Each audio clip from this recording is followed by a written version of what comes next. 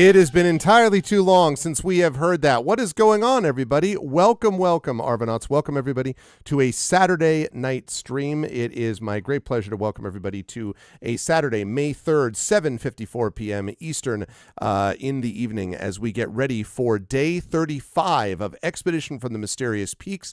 This episode we are calling Enter the Centurion, mostly because I always wanted to call something Enter the Something, because I always thought that was cool when I was watching shows with it. It is good to see everybody. Before we get started, as Prince Justin has already started to do and getting ahead of me, which is awesome, because already knows what I'm going to be doing here. It's just really cool. But it is welcome to everybody as we get ready for the session tonight. Ways to support us on the channel. If you haven't done so already, please follow the channel. Check out our YouTube with !ArvTube. If you have not done so already, check out our Discord with !ArvCord. Oh, and speaking of YouTube, thanks to those of you and welcome to those of you who are watching on YouTube. And if you haven't already, please make sure to subscribe to us on YouTube. It is free for you to do that, but it really does help us out. So please consider doing that. It is free, as I say, but helps us in the algorithm. You can get immediate access to the content that we post over on the YouTube channel. So please do that. We are almost to 1,100 subscribers. So close. I've been talking about this for a couple of months. Let's get the rest of the way there. And thank you so much for those of you who have done that already. Discord, !ArvCord. You can hang out with the Arvanauts in between streams. Twitter, !ArvTweets. Blue Sky, !ArvSky. Website, arvaneleron.com. Financially, Arv Shop is the merchandise area. !Arvtreon is my Patreon. Trying to build that back up into triple digits. You can get really cool stuff for you. Please do look at the rewards for that. You can get an epic poem. You can get an epic character background written for you, a whole bunch of other stuff. So please do that. Please as well consider subscribing to the channel, because you can get those custom sub badges and emotes to use here, there, and everywhere across Twitch. And you can get inspirations for our tabletop players, both with the Patreon and the subsystem. We are updated for the month of May, so everything is current, but inspirations definitely help out our players and may be needed maybe even tonight. We'll see. But definitely during the course of the month at some point, I imagine. And on the publishing front, Icarus, my graphic novel from Athos Arts. Library, my Tales and Tomes, The Forbidden Library. That's my 5e adventure and source book from Alligator Alley Entertainment. And Greyshade. That is my Greyshade IP, Greyshade Renegade Heretic, available at that link from Athos Arts, the Grey Assassin trilogy. You can also get the audiobook of Greyshade from our very own Trent Sparks at that link, and you can also pre-order the tabletop role-playing game of Greyshade, coming to you from Brandon O'Brien as the lead designer and Alligator Alley. That is going to be released at Gen Con, August of this year. Very excited for that. So please jump on board and support us by getting that, and definitely get that if you are interested in dark fantasy, intrigue, narrow alleyways, shadows, and hope in the midst of darkness. If any of that sounds cool, if you're looking for Blades in the Dark meets D&D, then this is the right place for you, and you'll definitely want to get that. So pre-order that as well. And as always, BLM, Black Lives Matter, important to affirm and assert the significance and importance of Black lives. Help Now, that's the World Health Organization page on suicide prevention. Important to reach out to others when you need help and reach out to others when they need help as well. And Ukraine, UKRAINE, to help the people of Ukraine as they fight back against an illegal and illegitimate war with bravery and courage, and send the message we'll do so for others in that situation in the future. Expedition is happening tonight, then starting on Tuesday. We are well into the month of May. I have now put up the tentative calendar. There'll be a couple of probably moves and adjustments over the next few days. I always caution people to be careful, because in the first week of May, some things can shift as everyone confirms, but we think we have more or less these things pretty much set, and we are pretty much set almost on the ArvCon schedule as well. ArvCon 2025 is this month. It's coming up in a few weeks. It'll be happening during Memorial Day weekend in the States, May 23rd to May 26th, to benefit the Damon Runyon Cancer Research Foundation. Super excited about this. I now have 5 companies on board as corporate sponsors, still waiting to hear from some others. We have that. We also have a number of people that are going to be part of our concert. We have a number of tabletop players that are going to be part of this. So I will be announcing the corporate sponsors sometime in the next 8 to 10 days, and I'll be announcing the schedule for ArvCon sometime within that 8 to 10 day level as well, but I'm very excited about it. And we're going to be featured, of course, by Damon Runyon in the newsletter that they send out to everybody. So I'm very excited about the implications of that, and it's an honor, of course, to be featured by them. It is going to be a $5,000 goal this year, and if we raise that, then we will go over $40,000 raised for the Damien Runyon Cancer Research Foundation in the last 11 years that we've been running this. So that's very exciting, and is real tangible good that we're doing in the world. So that is awesome stuff. But that is all for a later time. On Tuesday, we'll be having some Beowulf with the amazing Tari Tunes. And then moving into Expeditions Rome over on GOG.com's Twitch channel with Pen and Pixels, because on my channel, I'm now doing Oblivion Remastered. But not right now, because what I'm doing right now is I am unmuting myself so that the folks know we're ready to go, and I'm apologizing because I couldn't hear whoever might have been speaking. And then I am unmuting them, and last but certainly not least, I'm heading over to reveal to you the full crew. That's right. The crew is here. They are ready to go. They are confident. They told me that they had no doubt that they were going to just steamroll over everything. The quote was "no pressure." This totally happened. In no way am I making any of this up. But anyway, no, I'm super excited to have the crew with us as we get ready to enter a crashed spaceship, if they can survive the thing that's guarding it from them getting there. But we'll see. But first, it is my great pleasure to welcome them in. I will start with, as always, top left of your screen is, of course, Rhiannon Held. Rhiannon, it's good to see you. How is life in the universe and everything with you, and whom are you playing this evening? Life is good. Pacific Northwest. I hate to say the weather is getting good because I like cold weather, but it is getting sunny, which is nice for a little bit before it gets hot. Pacific Northwest hot that we're bad at dealing with. And I am playing Sataria Verben, who is a half-elf healer, but healer sorcerer, divine soul sorcerer. Spreading the healing around. And that may be needed given the current circumstances, but we'll talk about that in a minute.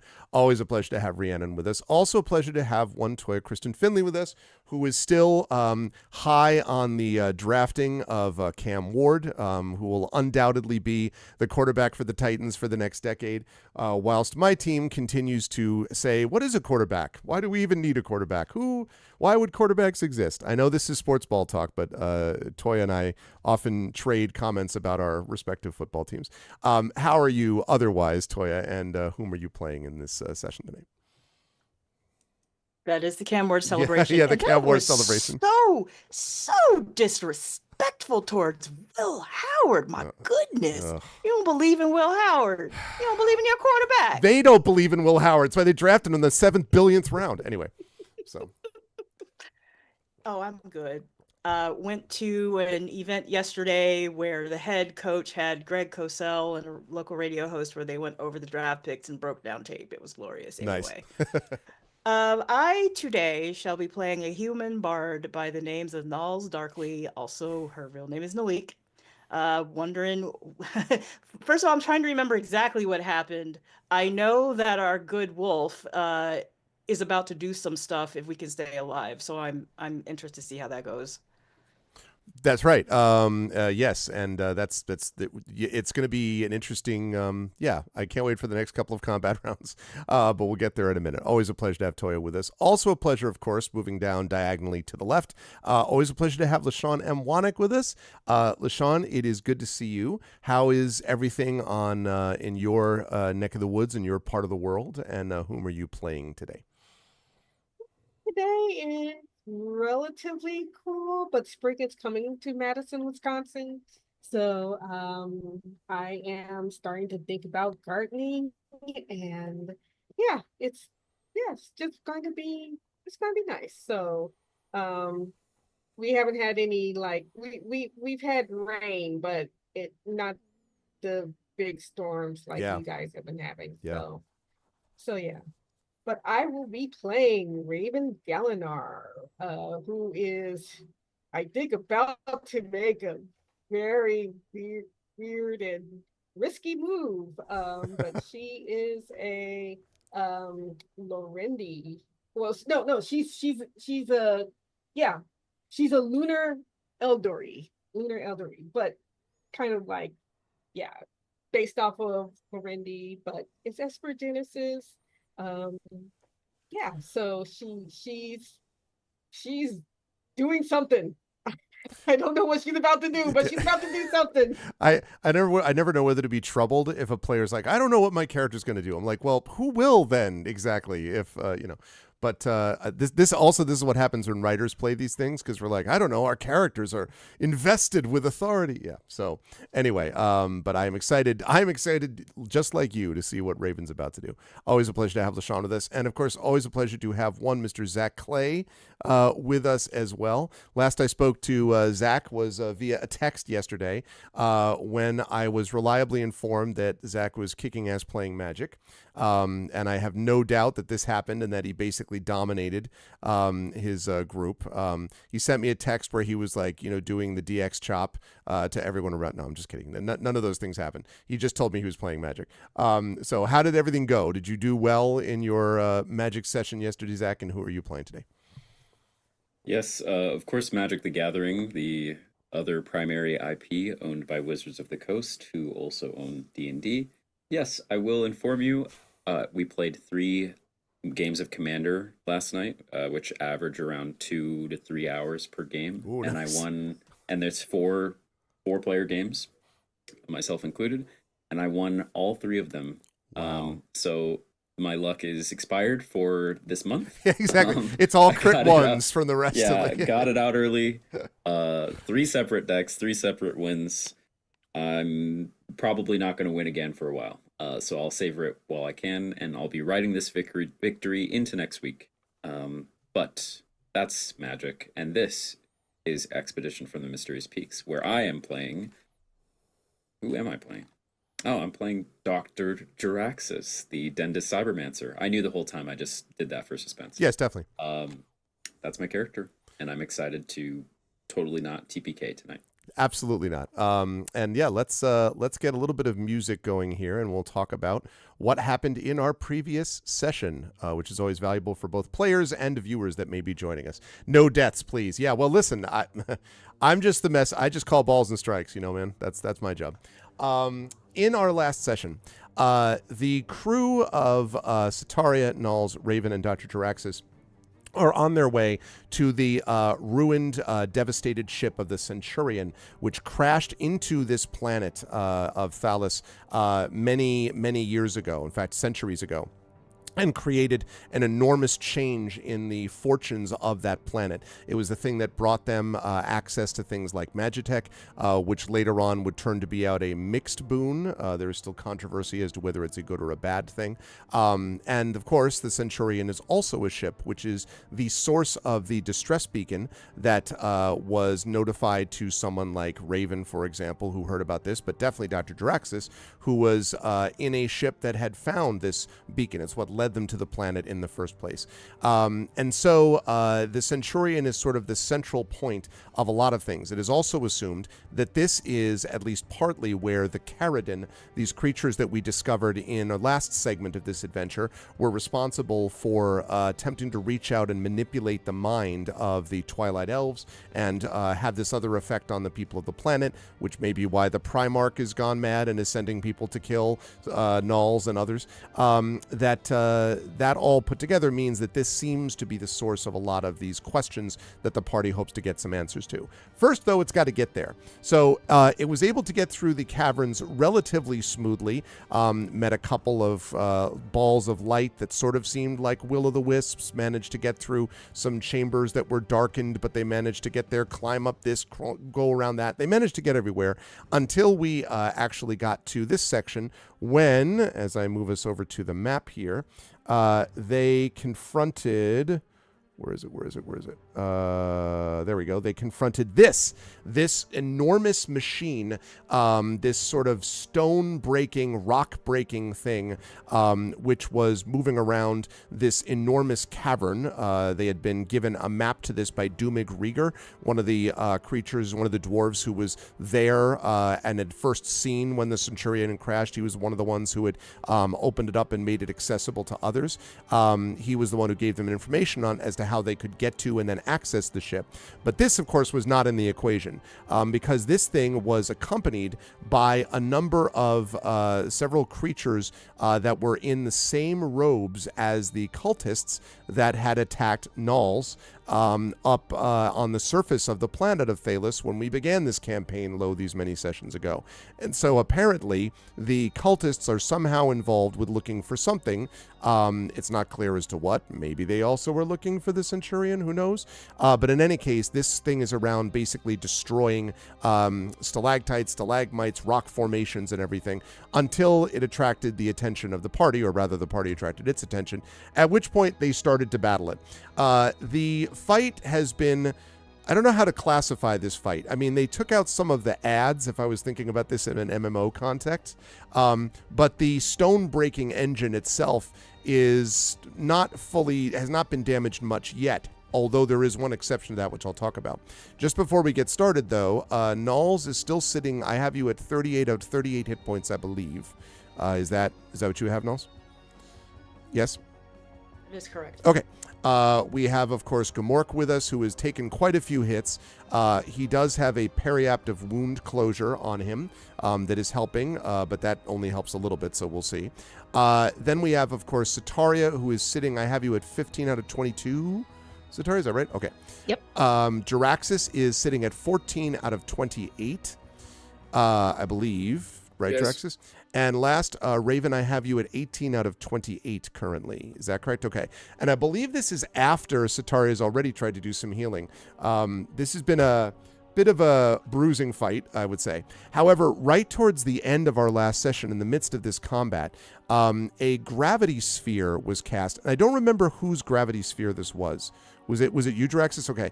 A gravity sphere was cast basically on the underside of that massive globe that you see in your picture chat, about this hatchway, this sort of curved hatch, which I mentioned at the end is stressing exceedingly. You can see it sort of like almost pulling and cracks appearing in the surface of it because they're trying to get the damn thing open, which seems reasonable. At the same time, Gamork is basically right underneath it, battling it, and as we and Raven was just about to, as LaShawn mentioned, about to do something crazy, but we don't know what yet, because we are at the top of the combat round. And so I'm going to hand things back over at the top of the round to Nalik, because I think we stopped at the end of a combat round. So I think we go back up to the top, which means we will start with Nulls. Now, again, combat situation, Nulls, I believe you were you may remember there was a ledge that you first saw this room from, and you came down a little ramp, a natural ramp, basically. So you are still, I believe, a good 20 or so, maybe 25 feet away from this machine, which is doing everything it can to stomp and slam and do all these things because it's really, a big thing. So that's sort of the tactical situation. Gamork is underneath it. You are near it. Raven is going to be heading towards it, if I understood that correctly. Sataria is next to you, Nulls. And there is this gravity sphere which is stressing the hatchway underneath the globe. Did I miss anything that anyone remembers about that? I think that's the situation as I have it set. I had spiritual weapon up, I think. I Yes. just want to establish that. Okay. Yep, Good. that's correct. Yeah, you do. Otherwise, so I'm going to bring that over then, Nalik, to you. So, Nulls, you are looking at this situation. What would you like to do? Yeah, so Nulls' biggest issue is that the pressure point that hatch, because there's a doorway, right? We can tell there's a doorway and there's somebody Yes. piloting this thing, and Nulls really isn't close enough or to get up to that thing. So I'm looking more, and that's really the main enemy left, is getting this thing down or getting the pilot down. Yep. And I believe last time I tried something to try to take out the pilot, but I really can't at the moment. With that don't door, at think- least with that door closed. Yeah. Right. And I can't see the pilot. Yeah. The whole thing you can see actually looks very much like what you see in the drawing, with there's clearly light coming from inside it, but those panels there are completely opaque, so you can't see through it. So who is next up in the turn order? Is it Gamork? It is Gamork is up next, and then the big thing comes after that. Okay, so... Although, sorry, one quick thing. But it is going to have to save against the gravity sphere on its turn, so be aware of that, because that was something we wanted to remind ourselves of, that it has to save against the impact of that. Is Bardic Inspiration a bonus action? Yes, Bardic Inspiration is Okay. bonus action. Yep. So what I'm going to do, I'm going to cast Blade Ward Okay. on Nalik. Okay. Okay. And then I am going to use Bardic Inspiration on Gamork. Okay. All right. You were going to inspire Gamork. That seems logical. Okay. Now, and then movement-wise, are you staying on the ramp more or less, like right at the bottom of it, like, again, 20, 25 feet from this thing, or? Yeah, I mean, there's really no place I can move, right? I mean, no, you could move around or up. You could go back up the ramp. You could go around. It's just if you want to stay in this relatively, a distance that you can do a fair number of things, you can do that. But you could move. You're not prevented. I think at the moment I will stay where I am. Okay. All right. That's going to lead us to Gamork. Now, Gamork was slammed to the ground by this thing before. So Gamork is going to stand back up. He looks a fright. I mean, he always looks a fright, but even more of a fright. Blood, on his muzzle and everything, and scratches and growling at the thing. And then is going to look up. Now, the sphere... trying to think. He's not going to leap. I think what he's going to basically do is I think he's going to try to keep its attention. Wait a minute. I've got a question. Oh, sure. Because we gave him that rope to wrap around. Oh, that's what he's doing. Yes, that's right. Yeah. Yeah, we were doing the Empire Strikes Back deal. Yes, that's right. So on his turn, yes, thank you. So that's right. He has a rope in his mouth. So he is going to basically book it around this thing. I am going to say that it will probably take him... He's at top speed. I'm going to say that it's probably going to take him 2 full turns to get this wound around. And then Gamork by himself is not going to have enough strength, by the way, to pull these legs, closed, to trip this thing. So you have the other end of the rope where you are. So at some point, someone's going to need to get over and be pulling on his side also. But he hasn't even done the loop yet. This is also assuming that he doesn't get smacked down by the thing, which is trying to attack him repeatedly. So, but How yes. does the inspiration help him? The inspiration, I would say... I mean, since he's running around, the inspiration is not going to help him run any faster. He's double moving anyway. I'll tell you where it will help him. It will help him on a saving throw if this thing tries to slam down and affect him. That's where it will help him. Yes, Gamork is Usain Bolt. That's exactly right. He is basically a cybernetically enhanced large wolf version of the greatest runner of all time. That's basically it. Okay, so let us then pull up my notes on this machine.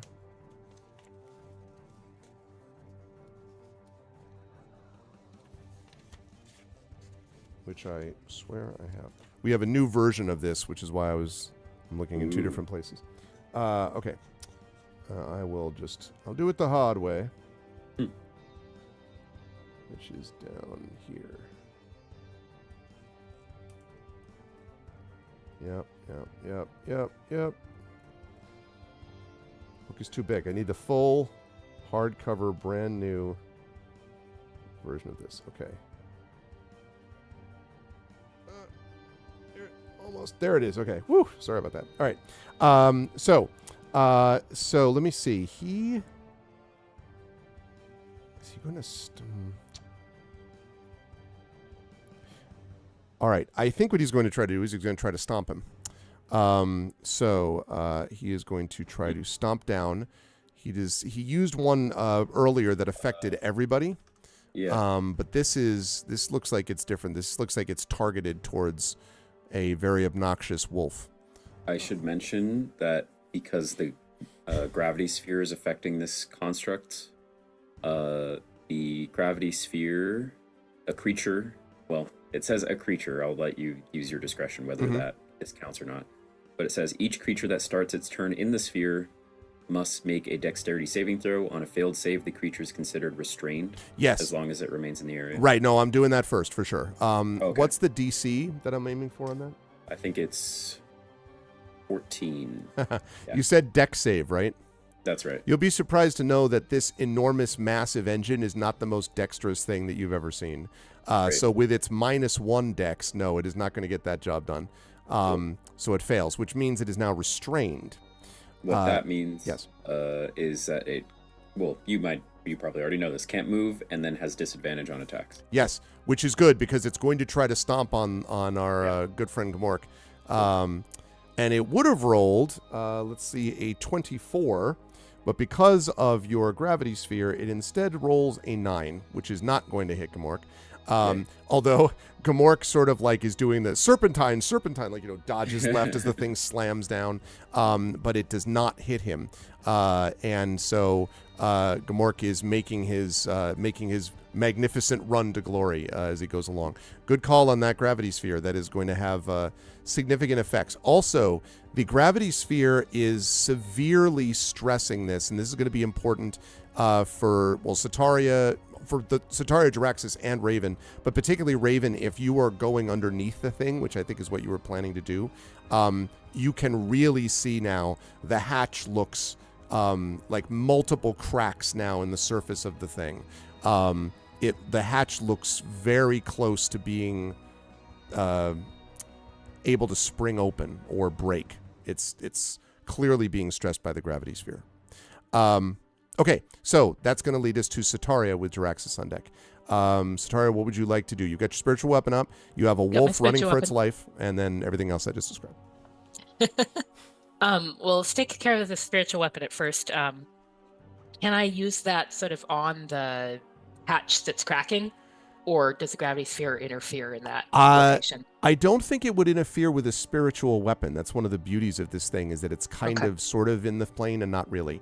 But I will say that if you're using the spiritual weapon on that, I'm going to have to give it a little bit of a minus. It's kind of like a called shot, especially with the... it's just the sphere obscures it a little bit. So I will give you a -2 if you want to aim for the hatch directly. But if you hit, it will probably have good value on the hatch in terms of damage. Okay. If I instead went for like whatever arm is sort of going for Gamork, would that also have a negative? It would not. No, because those things are so large. It wouldn't. It probably wouldn't stop the arm though, to be honest, because those are pretty big things. Maybe over time you could smash it into bits, but it's not going to happen on one turn with a spiritual weapon. I mean, it sounds like it's better to take the risk and be effective.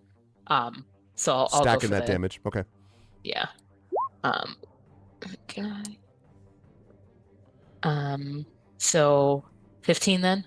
15 will hit, yes. Okay. So 9 damage. Okay, 9 damage. Yeah. So that actually does the cracks like, and then the door just shatters outwards.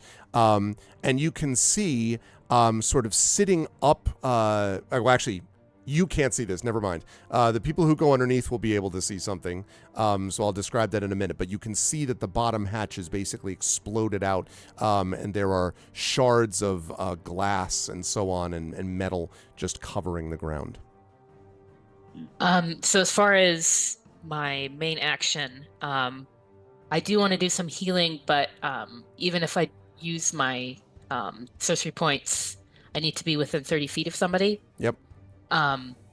So Gamork is off running.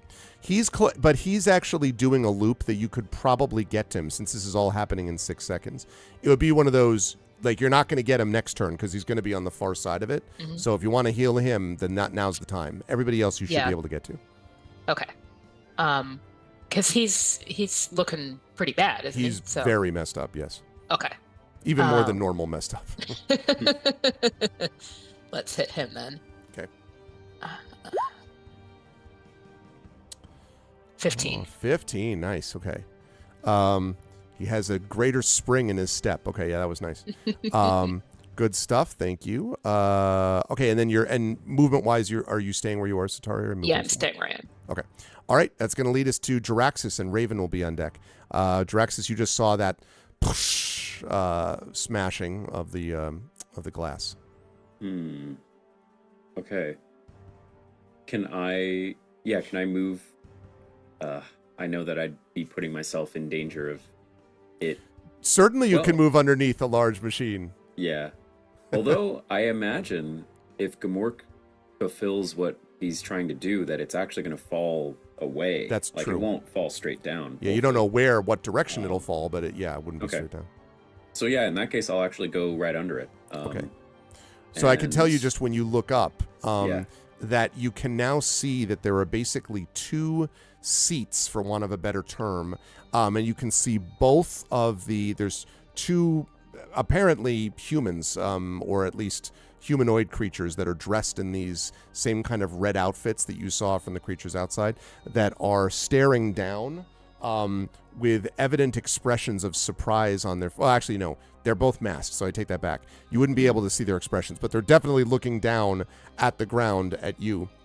And the inside of it is basically this control center. Obviously, you don't have time to like get a great, look for all of it, but you can see that they are now exposed to the bottom.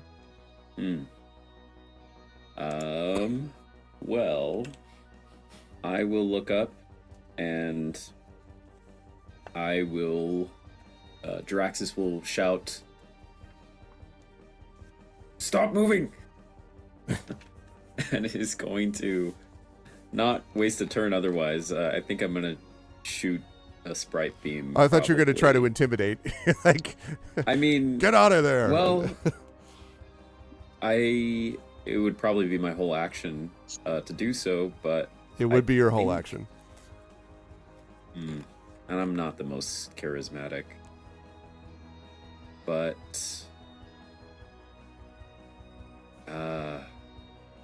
yeah, I'm gonna shoot a sprite beam and then hope that the more damaged they are, the more their morale will chip away. Okay. So here I go.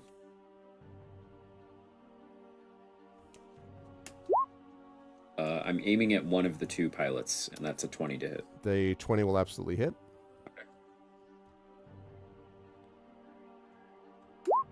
So it's 9 points of force damage, I think. Yeah. Force damage, okay. And you hear this this cry of pain from the pilot, and he yells something to the other guy, which you can't quite make out.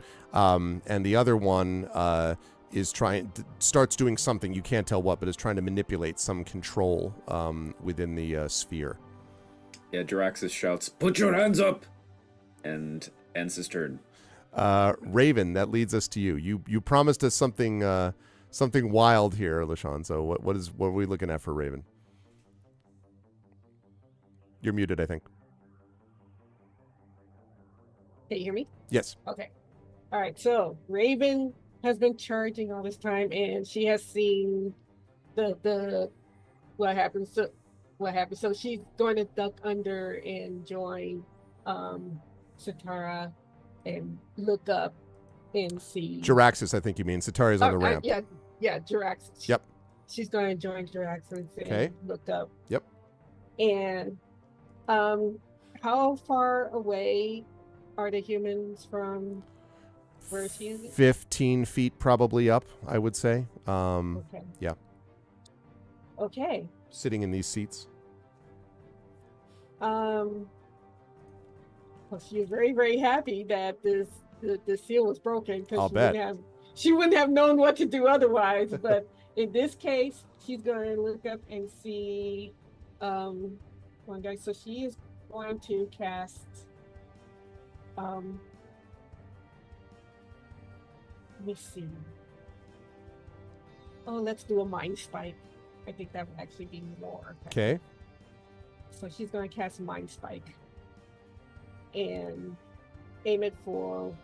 She can't. She doesn't know which one Dr. Draxus has already hit. So she's just going to pick the dude on the left. Okay.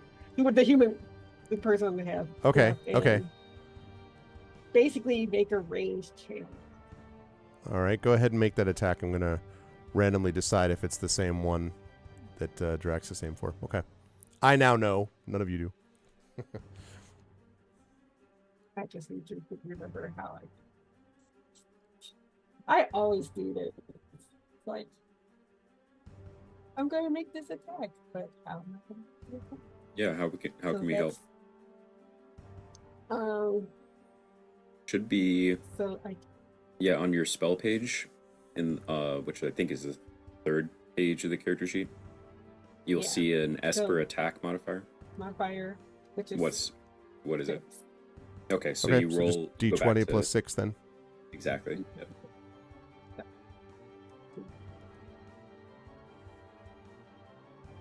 Hey, what's up, Jimmy? G'day, g'day. Congratulations on a heck of an election, Jimmy. Yeah, that's what I'm talking about. Wow, 70. 60-20. No, 70. No, you have to roll 20 and then /R Oh, D20 Oh, okay. plus 6.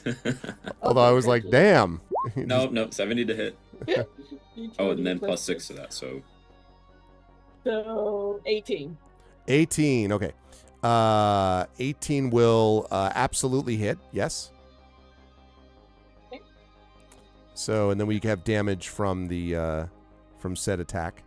yeah, whatever Mind Spike says. Mind strike is 4d8 psychic. So 4, 8. 16. All right, 16 points. Yes. So you will be happy to know that the one you hit, although it was not the same one that Jaraxxus had hit, that actually just kills him outright. His body slams against the top of the sphere, basically the control sphere, and then lands on what looks like, you see a great spark, Raven, and all of a sudden the entire thing lists to the left. And you think what happened is that he landed on the control panel. So the thing is now like as it's like moving over to the left. Now, as it is doing this, it basically unbalances and begins to tip. So I am going to roll a 4-sided die. On a 1, it's going to head towards the ramp, which is where Sataria and Nulls are. On a 2, it is going to head towards where Gamork currently is running. On a 3, it is going to fall harmlessly away from Raven and Jaraxxus. And on a 4, you two are going to need to make dexterity saves to get out of the way of this thing smashing to the ground. So we're going to see what we get. Obviously, the ideal would be a 3, but we'll see. In fact, I think I'll roll this. I shall roll this in roll 20. All right. And D4. It is a 1. And I believe a 1 means that it's heading towards Sataria and Null. So I will need the two of you, please, to make dexterity saving throws as this massive thing plummets to the ground in your direction. Oh my god. Wait, hold on. I can't see it. It was messed up in my thing. We just both rolled 21s. Nice. They man, high five each other and do a synchronized dance. Yeah, out of the way. exactly. All of a sudden, it got very, very epic in just a moment. All right. Wow. So the two of you Well, just... using my 20 on a save, too. Right. Yeah, that's right, actually. Wow. Okay, so yeah, I would say that you all we get the slow-mo John Woo, like just to the left and right as the thing smashes to the ground and hits the ground. A great cloud of dust and stone comes up. And as you're all just sort of like staring at this thing as a sort of a silence reigns over the cavern, the one remaining sort of pilot guard person, you see them feebly crawling out of the what's left of the sphere and stand up and start trying to run / jog / stumble away from all of you. Okay, I'm going to yell out, grab them. Don't let them get away, but keep them alive. Okay. Are we still in initiative? Not anymore. Raven and Jaraxxus, you're probably closest to it, although Gamork, closest to this person, although Gamork could also... You don't know what Gamork's going to do. Maybe Gamork has had enough of these things. Yeah, I don't have any particular ability to pull someone. I I'll- do. Oh, go ahead. I do have something, but it takes concentration. So, That's not a problem. No, it's fine. oh, okay. Then I could, well, it's a cantrip. Yeah, it's a cantrip. I'm going to cast Friends Okay. and make him think we're not enemies. We're your friends. Stop running. He is, of Slow course, down. going to We're be here under to some. help you. He's going to be under some fair, significant distress. I'm going to say. So let's see. So the deal is that you now have advantage on charisma check. So what you're basically doing by doing this is you're going to try to persuade him, but you have advantage on it, or you have benefits to it now, advantage on it because you're trying to persuade him with this. I am going to say, Raven, that you would have had disadvantage on trying to convince this person that you weren't hostile to them, insofar as all of you are standing over a machine that you literally just brought to the ground. Yeah. So There is a caveat usually that the creature has to not be hostile to you. Right. I think actually, but I'm going to let that go. I don't think it's actually Okay. hostile. I think it's frightened beyond of its life. What I'm going to say is that therefore I'm going to make this thing. I'm gonna even out the advantage. So instead of a disadvantage, we're just going to make it a normal roll. So what you're going to need to do is going to try to persuade him, Raven, or them. You don't know who it is yet.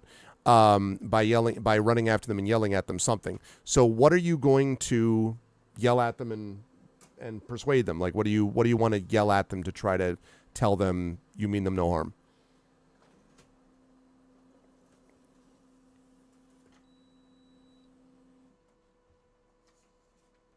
I am going to say, wow, pressure.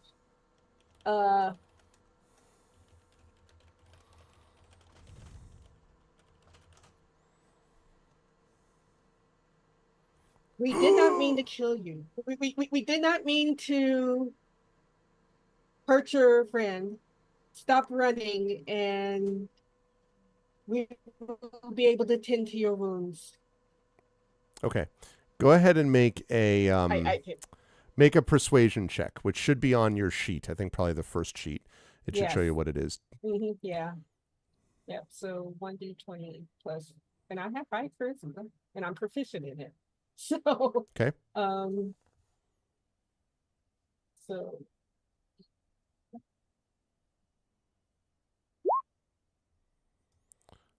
All right, so we have an 11 plus what? Plus 5? Actually, plus 7. Plus 7? I'm proficient in, yeah. Okay. So he 18. so the robed figure sort of stops or slows down and then turns around and kind of looks, and you can see the same Nulls. None of the rest of you would know about this, but Null certainly would. It is the same mask that you've seen on some of the others, and the same mask that you saw on the guards that were the cultists way at the very beginning that killed Elu's brother and all that stuff. It's the same mask that they're wearing. These are the sort of cultists of light masks. And so the person, creature, whatever it is, turns back towards you and says, and kind of looks in your direction and takes a one halting step towards you. And then you see their body jerk, and the gold mask radiates what looks like golden fire or electricity on the mask, and they faceplant into the ground. So I'm going to run over and turn over and... You smell burned skin. This person has been electrocuted. Oh. But it definitely, you saw it originate, Raven, from the mask.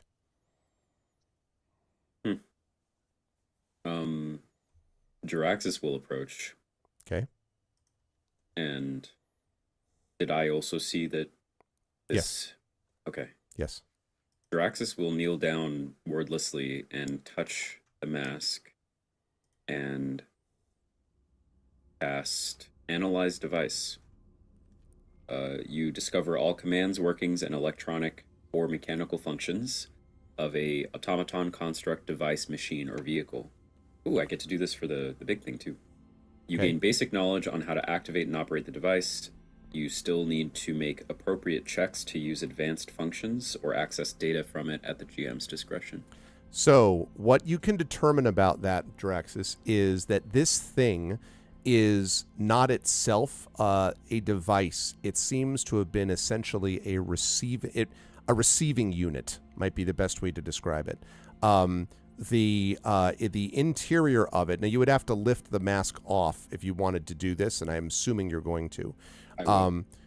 First of all, when you take the mask off, you are shocked to see the sort of little uncomfortable. I won't describe it in great detail, but the burned face of the person who was wearing it. But the face is not of someone who seems particularly old. If you had to guess, maybe not even 20. This is a very young person who is here, but their face is very burned, and you can see as you take the mask off that there might have been internal components, but they apparently were burned beyond recognition and sort of fused by the same, presumably, like electrical current that went through it in the first place, killing this person. But it clearly was the receiving device for whatever that current was rather than the producer of it. It's almost like it picked up a radio frequency which was tuned to kill.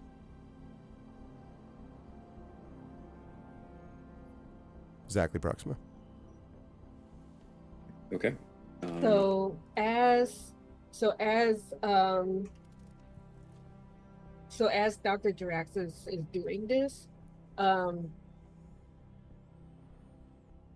Raven's going to look and see that this was a young person, and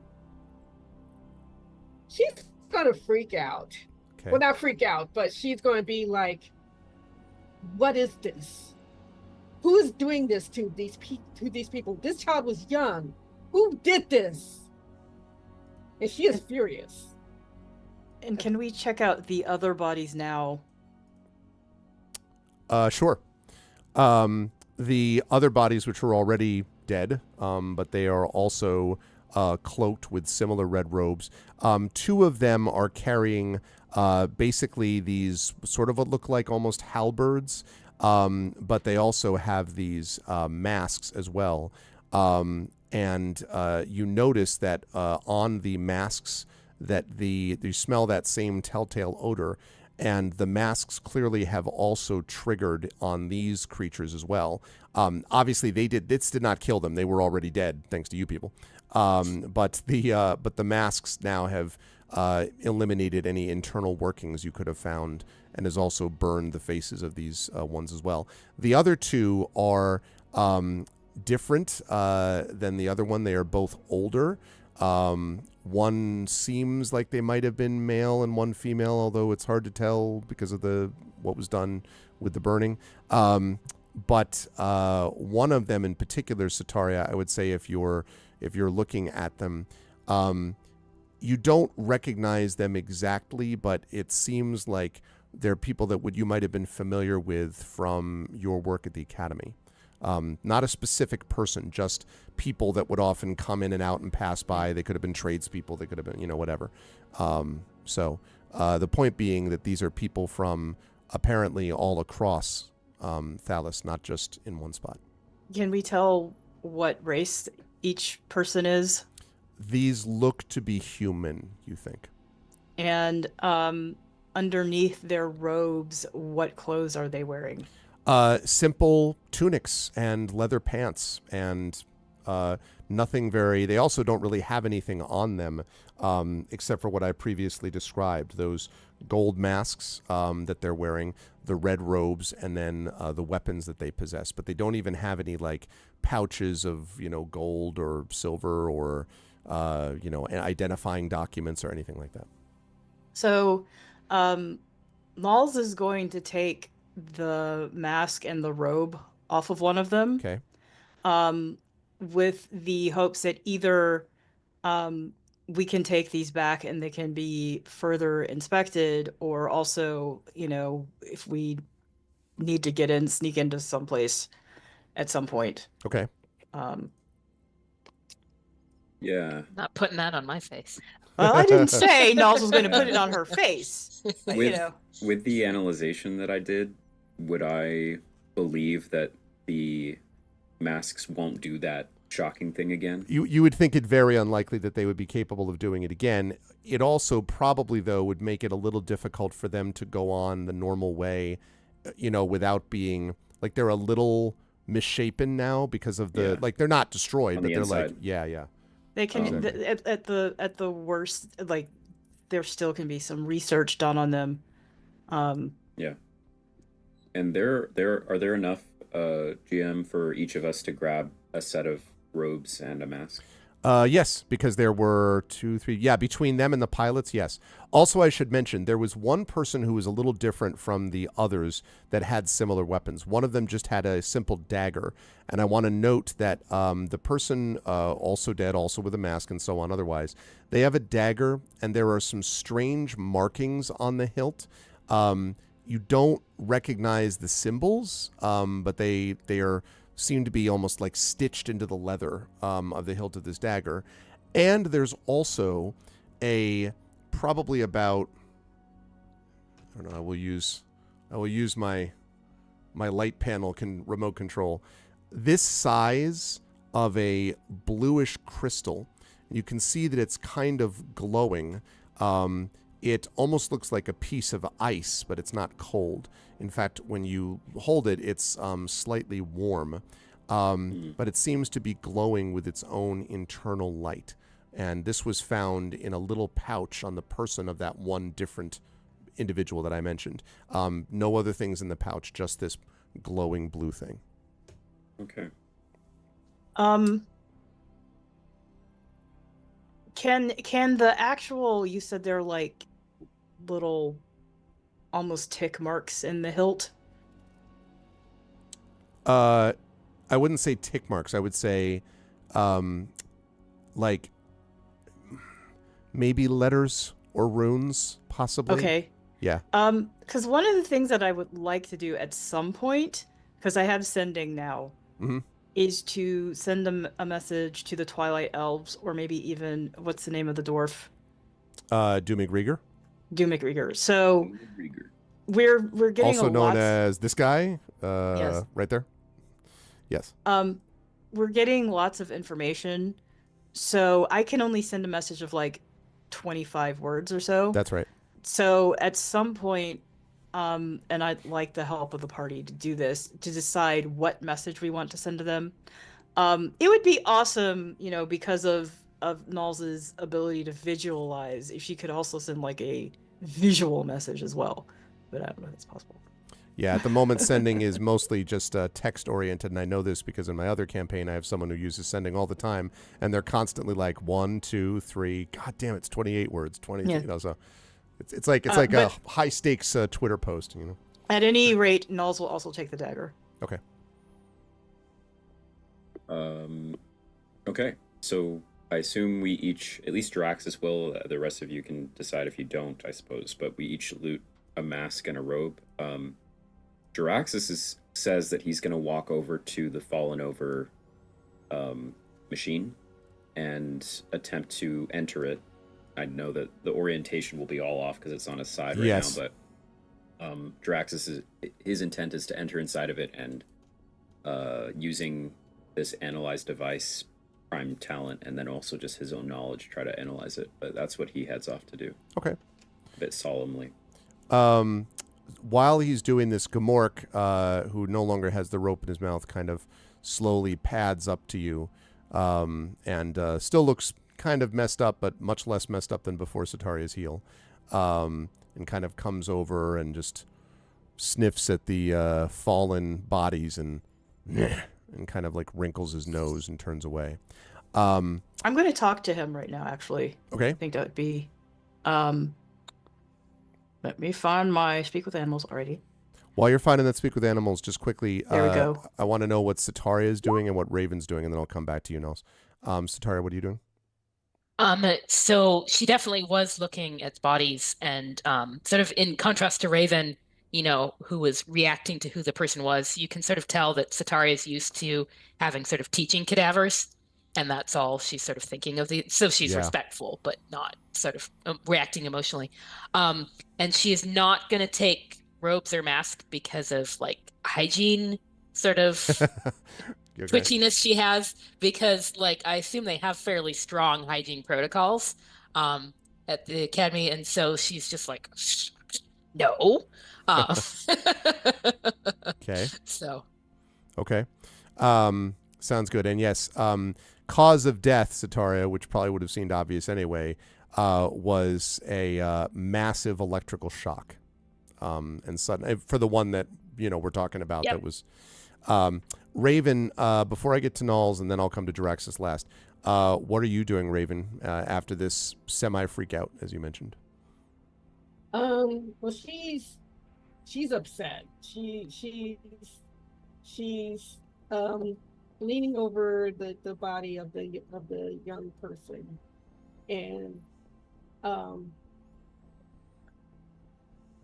she's not crying, but she's definitely like shaking the fury, or just shaking.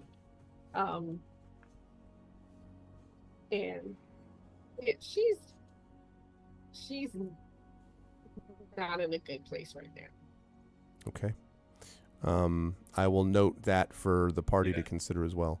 I think, go ahead, as Jaraxxus was sort of standing next to Raven when when that reaction happened, I think Jaraxxus would like go to enter into the machine, and as he steps at the hatch and kind of like his hand resting on the metal, he'll turn back and he'll look at Raven still sort of staring at the body, and Jaraxxus will call out to her and say, Raven, could I get your help in here? And just sort of wait by the hatch entrance.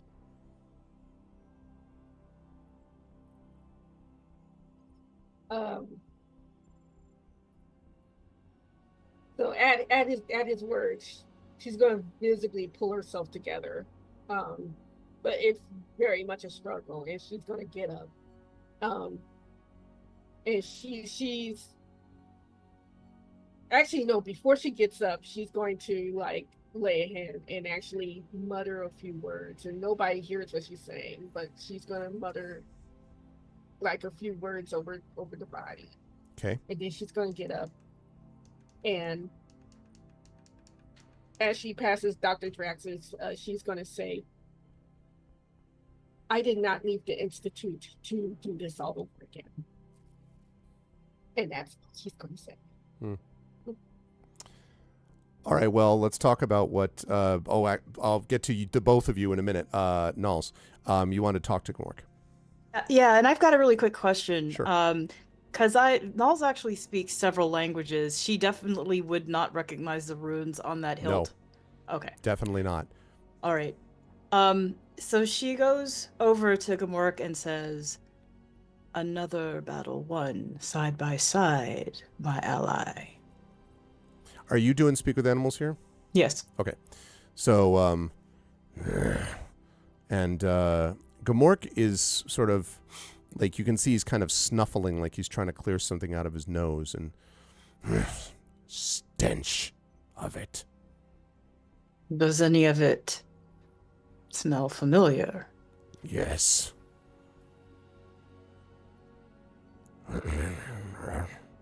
And where have you encountered this smell before?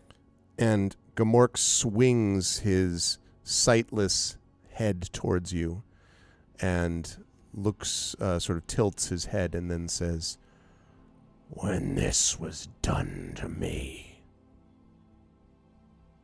You haven't spoken much about that. Who did do this to you? The time has not yet come when I can talk about the things. But if I find them, I will tear out their throats. So it wasn't willing. And looks again, sort of swivels his head towards you, and then moves his great head. So we have this moment where Nulls is sort of looking down, and he's kind of looking up. It's a, alien looking at Ripley moment, right? Like in the ship. And then Gamork says, "No thing done to my body without my wish was done willingly. But when the time comes, I will willingly kill them." Well, that sounds like a plan. Can I help? You and the rest of them have thrown in your lot on this course. If we are allied together, then yes, you may kill with me. In the meantime, this, and he kind of like moves his snout generally in the direction of the bodies, is but a fraction of their strength. I was afraid so, and expecting it, but let's continue the hunt. And sorry. That's fine. I growl. let everybody know that what Gamork said and like the procedures and everything that was done to him, that the same, entity or person did this to all of these people here as well. Okay. While that is being described to them, Jaraxxus, you and Raven enter as best you can. As you say, like the orientation's all off, so like you can't, you're sort of like stepping on, glass and areas. Right, exactly.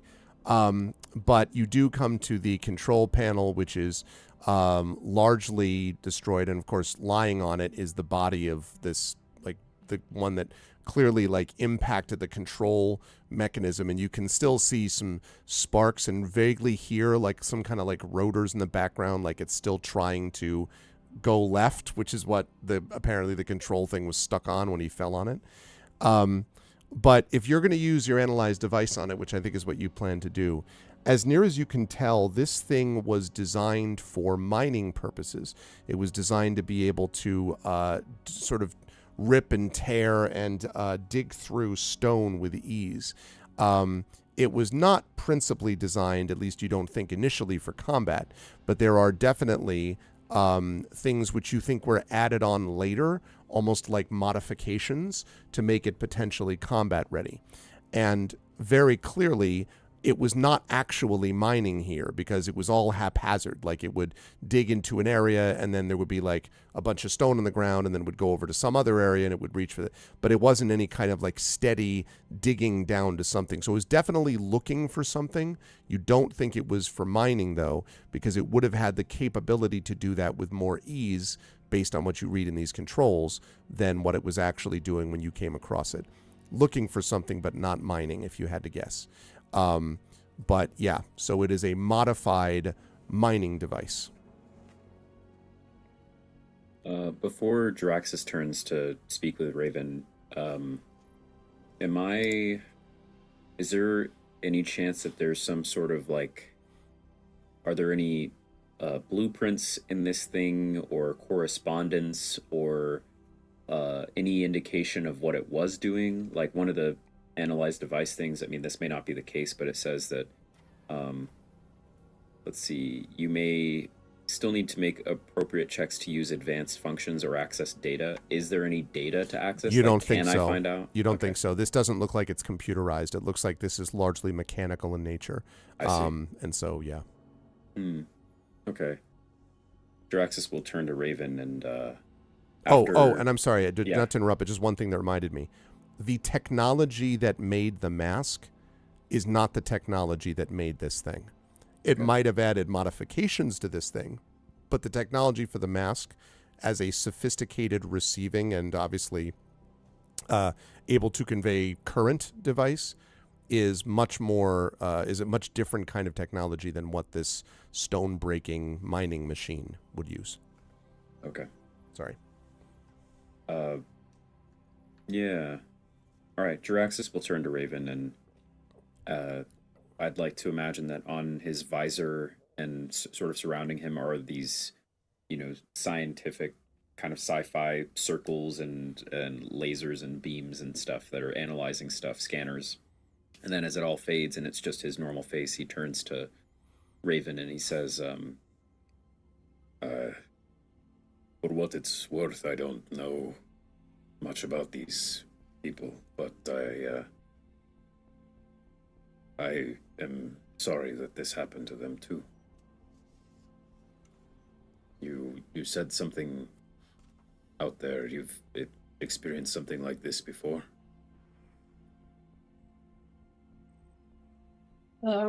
Raven is not going to reply. Instead, she's going to turn around and go to the dead person at the controls. Okay. Kind of have to pick your way there, And- Raven, because it's all kind of, Yep. messed up. And so she removes the mask. And is this what's the person with this mask? Or underneath? First of all, the ears are slightly pointed, eyes slightly angled. This person looks vaguely elvish, maybe half elvish. Probably female, you think, and older. There is some silver gray in this half elf or elf's hair.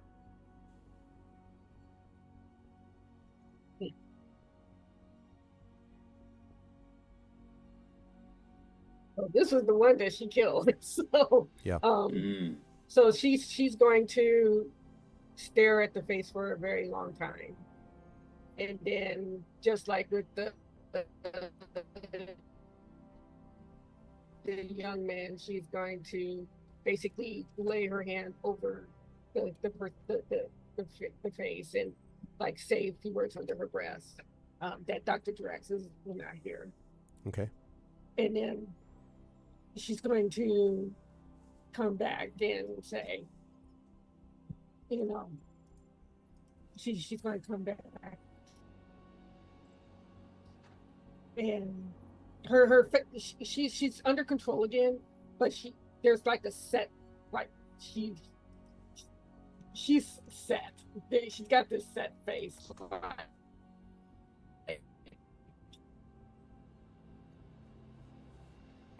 She's going to, like, she's ready to go and kill whoever did this. Okay. Okay. And she's going to be like, she's just going to shake her head at Dr. Draxus and just continue helping him. She's not going to say anymore, but you could tell she's just furious. Draxus will, seeing that there's not much else to analyze in here, and it doesn't seem like there's any additional gear or anything like that. I know that Alik picked up the dagger, but Nalik, did you also pick up the glowing blue crystal? Oh, I thought the blue crystal was a part of the dagger. No, it's separate. You found that in a pouch at the person's belt. Yeah, I meant to pick up both of those things. Okay. Great. Yeah. Okay. So yeah, I'll head back out then. And I'll say to everyone, well, from what I can tell, this was a mining machine that they adapted for some other use that I can't make heads or tails of. But he'll sort of have a lingering glance at Raven and then back at everyone else, and he'll say, but I think the danger is gone for now. We can continue when we're ready. And Null says, but what were they trying to excavate? And she looks to Gamork and says, do you sense anything underground? No. Smells of burning. And he kind of sniffs the air. Now, again, you're in the midst of this enormous cavern. And Gamork just, no. But there is... He kind of jerks his head towards the center of the cavern. Now, the center of the cavern is also, you all know, where the map that Dumig Rieger gave you leads to, the center of this cavern. And that's where the map basically leaves off, is there. So that's as much as Gamora could be able to sense, apparently. Okay. So I direct everybody's attention to that area, and I ask both Raven and Draxus, do you have technology that can pick up anything unusual as all this is? Well, there's supposed to be a great lift here, right? Draxus will look around for an elevator or a disc or something. You see no such thing. A lot of stone columns. Is there we haven't really looked at the other side of the chamber from where we entered. You have not. assume. I mean, I can tell you that the largest column, because it stands out from the others because of its thickness, is about 40 feet wide at the base, you think? Very large, and it's at the center of the cavern, more or less. Oh. Maybe there. That seems like a good place to put a lift. And Draxus will kind of look at the battlefield and then start to walk over a little bit. Okay. What about the rest of you? We've looked over everything, basically. That's up to all of you. But I think you've looked at all the bodies, I believe, and what's left of this smoking, slightly sparking stonebreaker device. Zetaria is following. So Okay. Raven, you and Knowles as well. Yeah, Raven isn't in the place to look for stuff. She's just going to follow the others. Okay. All right. Well, when you get to the center of this thing, you find what looks just like a column. I mean, it doesn't look like a lift. It looks like a stone column that seems to be naturally formed. However, I would like everybody to make perception checks for me, please, as you arrive at this center column.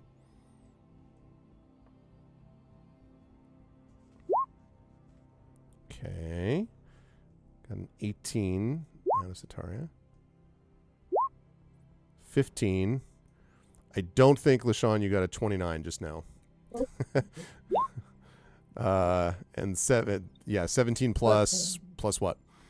+1. So 18. 18. And wow, all of you are real focused, and then a crit success from Draxus. Okay. So that means that all of you are able to see what is on the edge of these, on the surface of the column. Now, on the marked spot on the map that Dumig gave you are a set of 4 sigils in a diamond pattern, and I will show you a picture of this in a minute. What you notice on the stone column is that there are 4 12-inch wide sigils carved onto the surface of the column, and the sigils match those marked onto the map. So let me upload a handout for all of you, which I already thought I had done, but apparently I didn't. Puzzle time. Let's see. Let's call it sigils. I'll cast Innervate on myself while I'm waiting, so I have some temporary HP. Okay. 7. Let's see. So we do this. You guys hear the, not sure if any of the, well, other than Greg, if the other 3 of my cast members have played Halo at all, but you hear the shield recharge sound as a little blue light surrounds Draxus briefly. All right. So now what I'm going to do is I'm going to show this to all of you. And I'm going to show you these sigils. And I'm going to also see if I can put this on the stream. so that it's easier for the folks in chat to see it. So give me just 1 second, chat. Okay.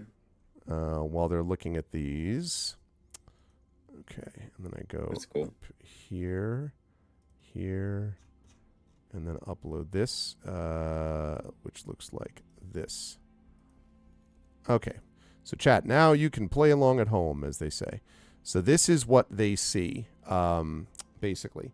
And so what you note is that, as you'll see there, that there are 3 more rows of these sigils. And so there's an equal distance around the surface of the column between each row.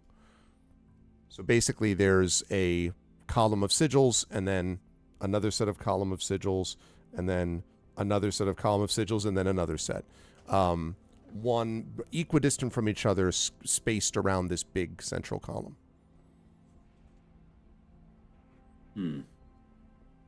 Is there, if we look at the columns, is there an indication? I see in his notes that that top symbol is separated from the bottom 3.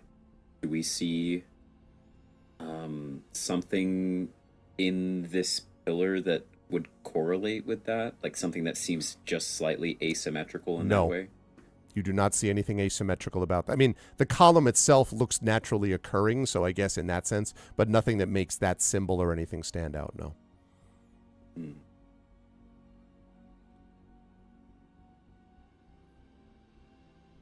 Well, I mean, what if, I imagine we touch these or something? Weren't you, he points at Sataria, didn't you go to school? I mean, I did as well, of course, but you went to school on this planet, which is, shouldn't count for nothing. Yeah. But I was studying healing. It's not puzzles. Well, he paces around. Think about it like this. The lift is broken and it needs healing, so mend it. Make it work. It seems like there should be an order, but if it was just a straight order, why would you not do them straight up and down or straight side to side? Why are 2 equal? Or maybe 2 need to be pressed at the same time. So So Raven's the- gonna, Oh, go ahead. can I investigate the columns? It's one column, just so you're it's just four one four different sides, basically. One on okay. each side of this column. Oh. Okay. Yeah, Oh, not 4 okay. different columns, One one column. big column. Okay. Yeah, it's confusing because it says column 1, column 2. I don't know why it does. It's like a column of sigils, but not the column. You know what I mean? Like there's the central column.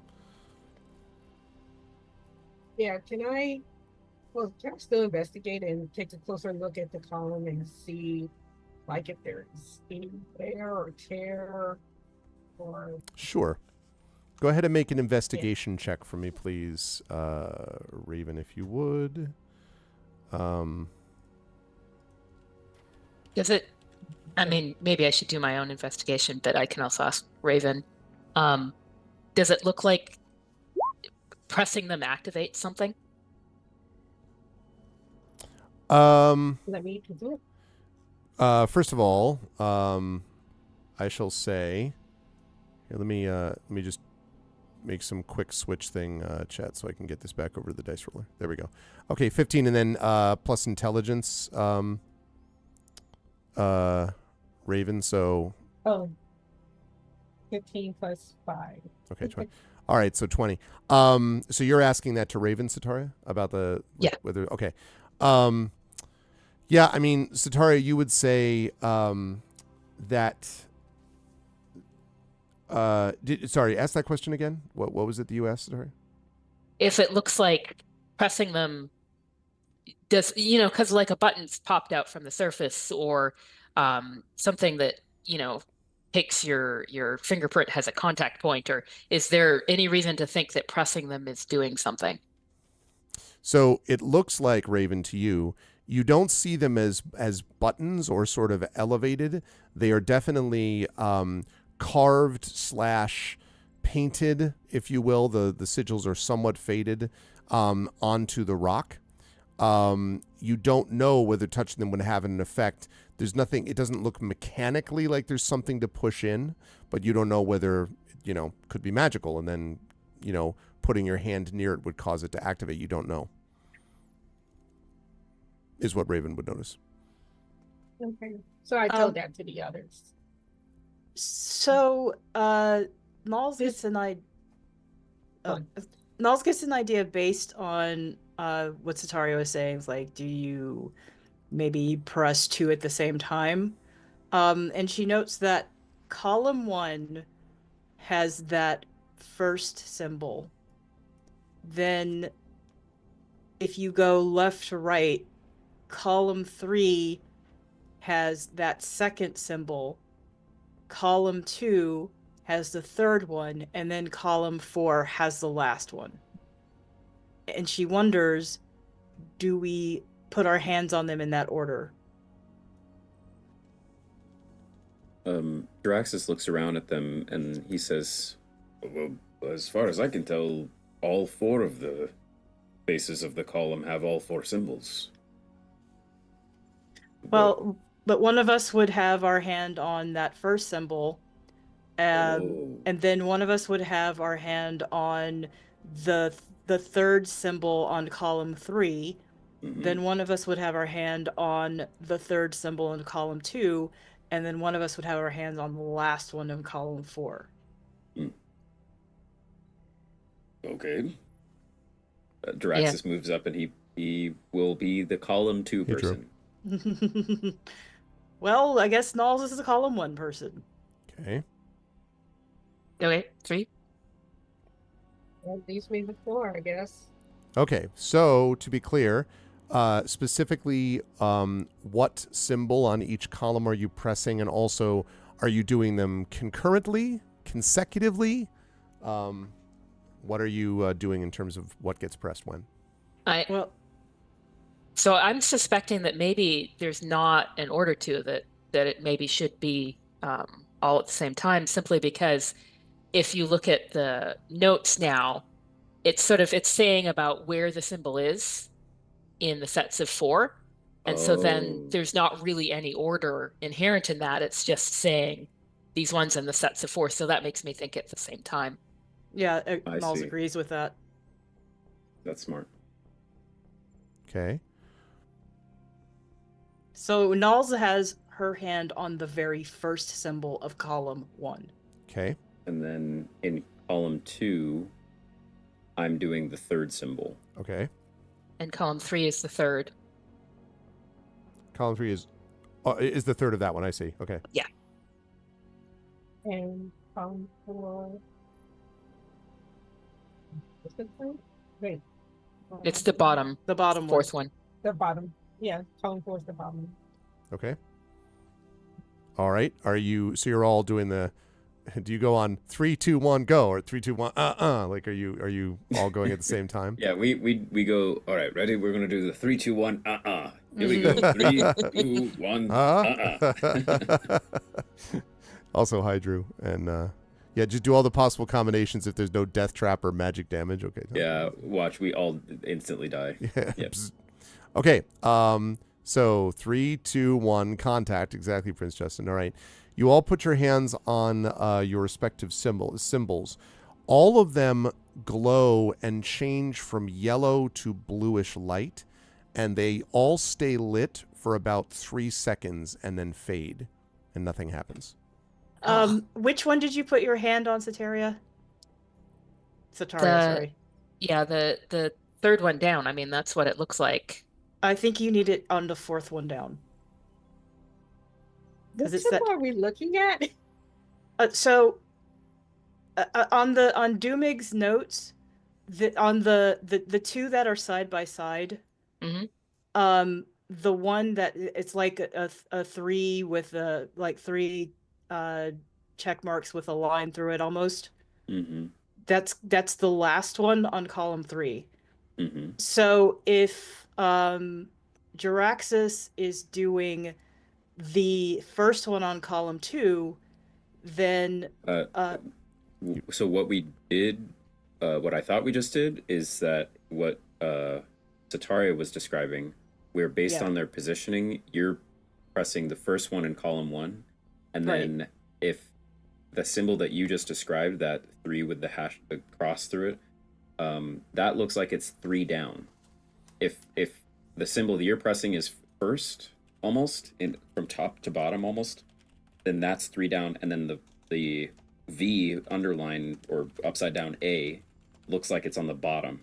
right. So that's why we did you on column 1, symbol 1, and then I did column 2, symbol 3, because that's, well, other than column 1, I guess, that's the only place where that symbol is on the 3rd down. Right. Yeah, I thought we were doing that first symbol at the top of the notes, but yeah. So on my column, that symbol is the 3rd down. Well, that's a second interpretation, is us all just pressing the same symbol, but Yeah, so- anyway, Toya, I'm not sure what you were saying. Oh, no, I was saying, and I don't know the other thing is, what is the order, right? Because Mhm. you could go clockwise or counterclockwise as well. Yeah. So, What happens? Draxus will just put his hand on a different symbol on his column. Does it also glow blue for 3 seconds? Yes. okay. Okay. So, If he'll just go. It just does this Whoa. ding, ding, ding, ding. 3 seconds, 3 seconds, 3 seconds. They're all. Okay. what if it's a thing where the top and the bottom you press at the same time, and the 2 at the side you press at the same time, but you Oh. don't press them all together? Or if left to right is time, then you have to press. And if we also combine that with Rhiannon's idea, then we press the first symbol, the T, first, and then the 2 top and bottom ones at the same time, and then the last one. Oh, Jim, I see. Okay. Jimmy points out in chat. So Jimmy, it's actually it's a little confusing because of the way it says in the drawing. But there's one single column. There's one row or one column actually of each of these sigils on equidistant around the column. One on one side, one to the right, or one to the north, east, south, and west, basically. Right, one set of sigils in each. So do we want to try that? Where Yeah, if, let's try if that. left to right is Yeah. time, and then up and down is position. So Okay. so then I think Sataria's would be first. Yeah, and then, me first. And then Nalik and Raven, and then Jaraxxus last.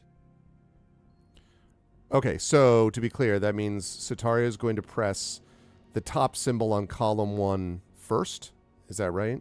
No, I'm gonna press the 3rd symbol on column 3. The 3rd symbol on column 3. Okay.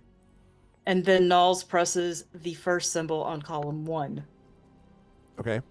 At the And at the same time as Raven, right? Yeah, and Raven pushes the bottom symbol on column 4, the upside down A with the slash. Okay.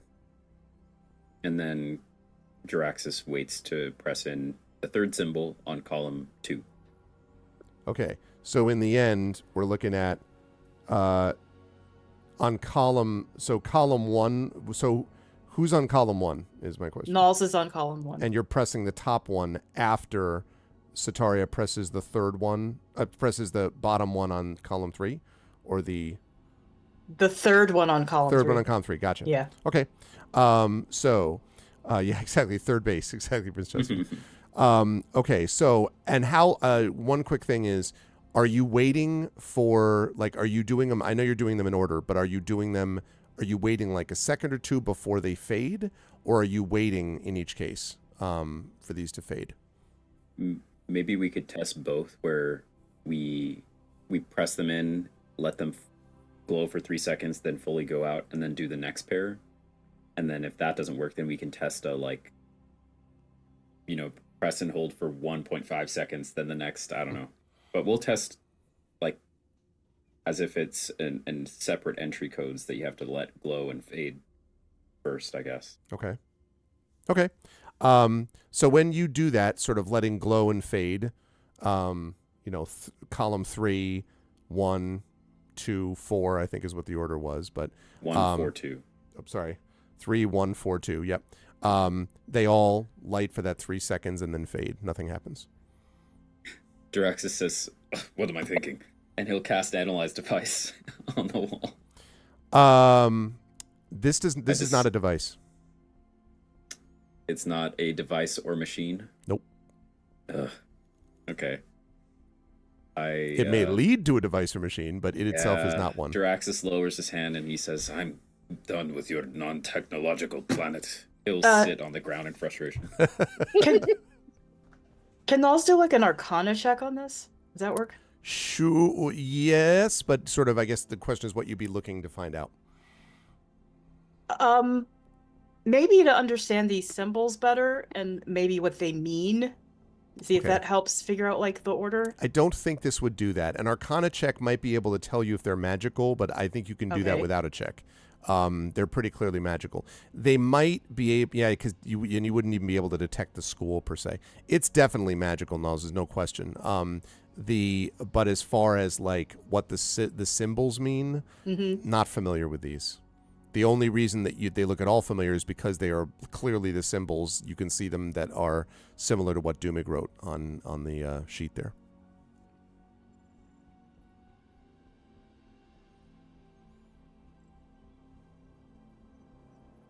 Oh.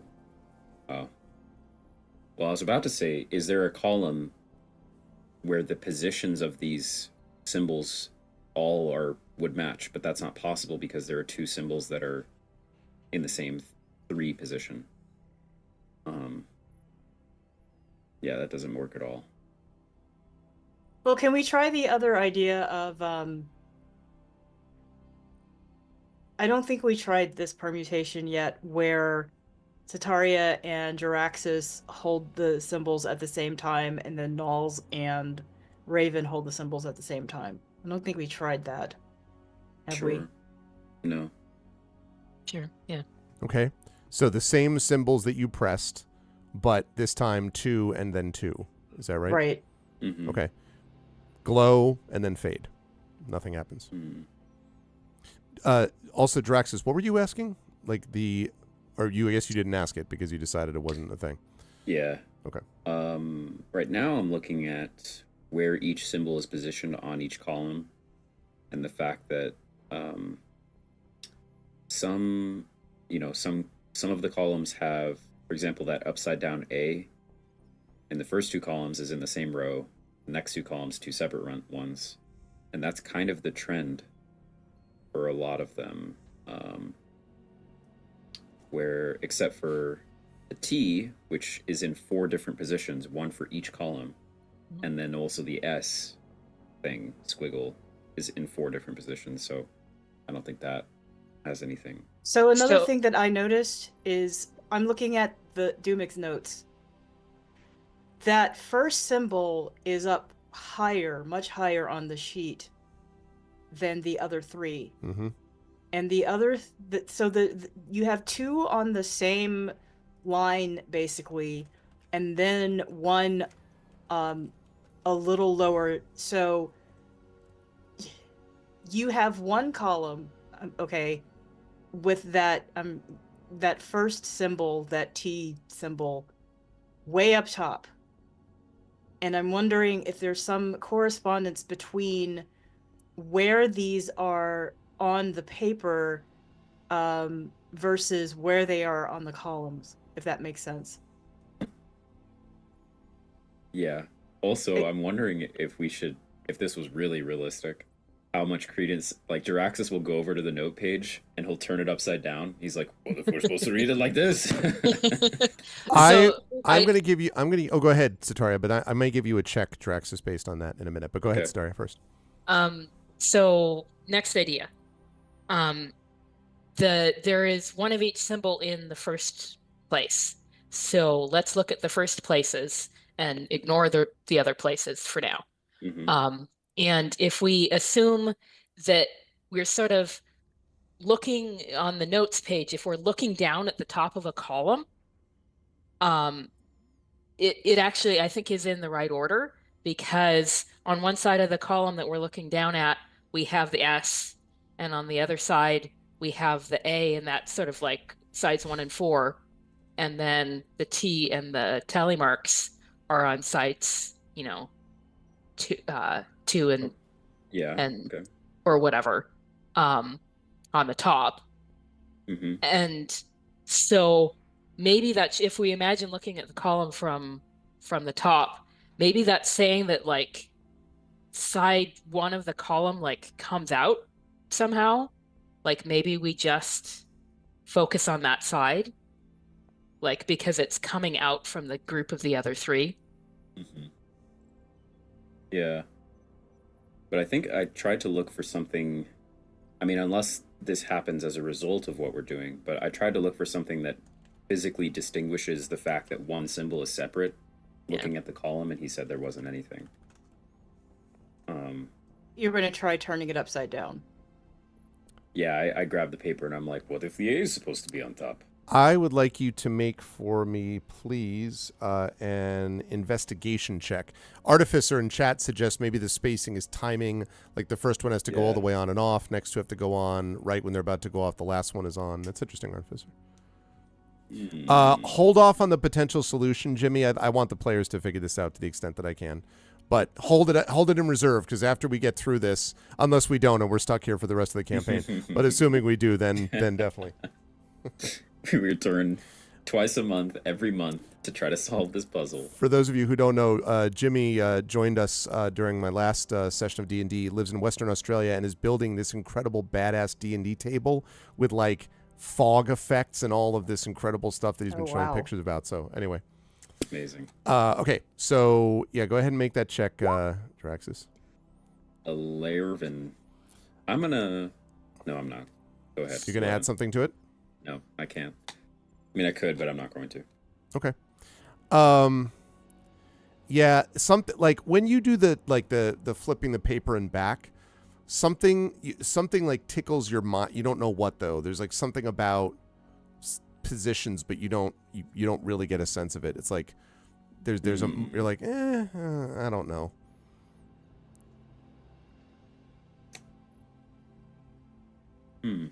Are there Draxus will give the paper back to Sataria, we'll say, or something, and he'll say, maybe why don't we focus on everything aside from this damn pillar? And Draxus says, I may not be the best at this, but I'm gonna look for footprints. And he'll start looking around to see if there are any clues that were left by people who have ever used this thing. There may indeed have been clues. Those clues, unfortunately, have been obliterated by a massive mining machine that seems to have been in the area stomping around quite recently. Okay. Sadly. In fact, you note that the sigils in this column seem to be the only thing that were not, like, either touched or affected by the smashing of that thing. Is a seam from which a door would appear in the column visible? Go ahead and make a perception check for. No, investigation. Sorry. Okie dokie.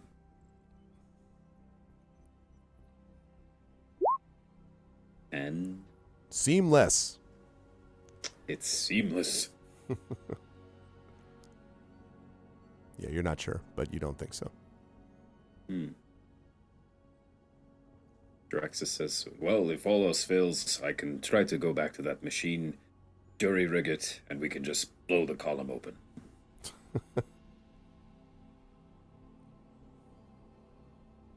Maybe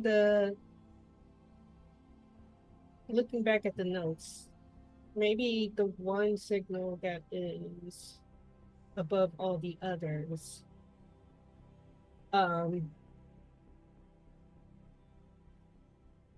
indicates it's the starting point, and then all the rest it goes by and then all the rest shows the order. So like in column 1, that S signal is the first. And we're actually hitting the top ones, but the very first sigils. But it's done in a way. I don't know. Yeah, let's try. So Well, like for column 1 would be the S, and then column 2 would be like that T. Column 4, well, 1, 2, 3, 4. Yeah. I also want to Well, note just- to the players that I was 5 minutes ago going to give us our break, but then you were in the middle of the puzzle. So I'm happy to have us take our break, but I also don't want to. I mean, maybe we know. need a break to. That's true. Yeah. You want a 5-minute puzzle break? Okay. Yes. Yeah. We're going to give these people a 5-minute puzzle break, and you can speculate without giving full solutions, but you can speculate if you like, chat, while we're doing that. You are watching the awesome expedition from the Mysterious Peaks crew, which survived a Stonebreaker engine. Now can it survive the deadliest enemy of true all, the boss. puzzle, the true boss. Yeah. As we are joined by Rhiannon Held, Toya, Kristen Finley, LaShawn M. Wanick, and Zach Clay. We will be back to you folks in just about 5 minutes, 9:40 Eastern. So until then, everyone, thank you and hold tight.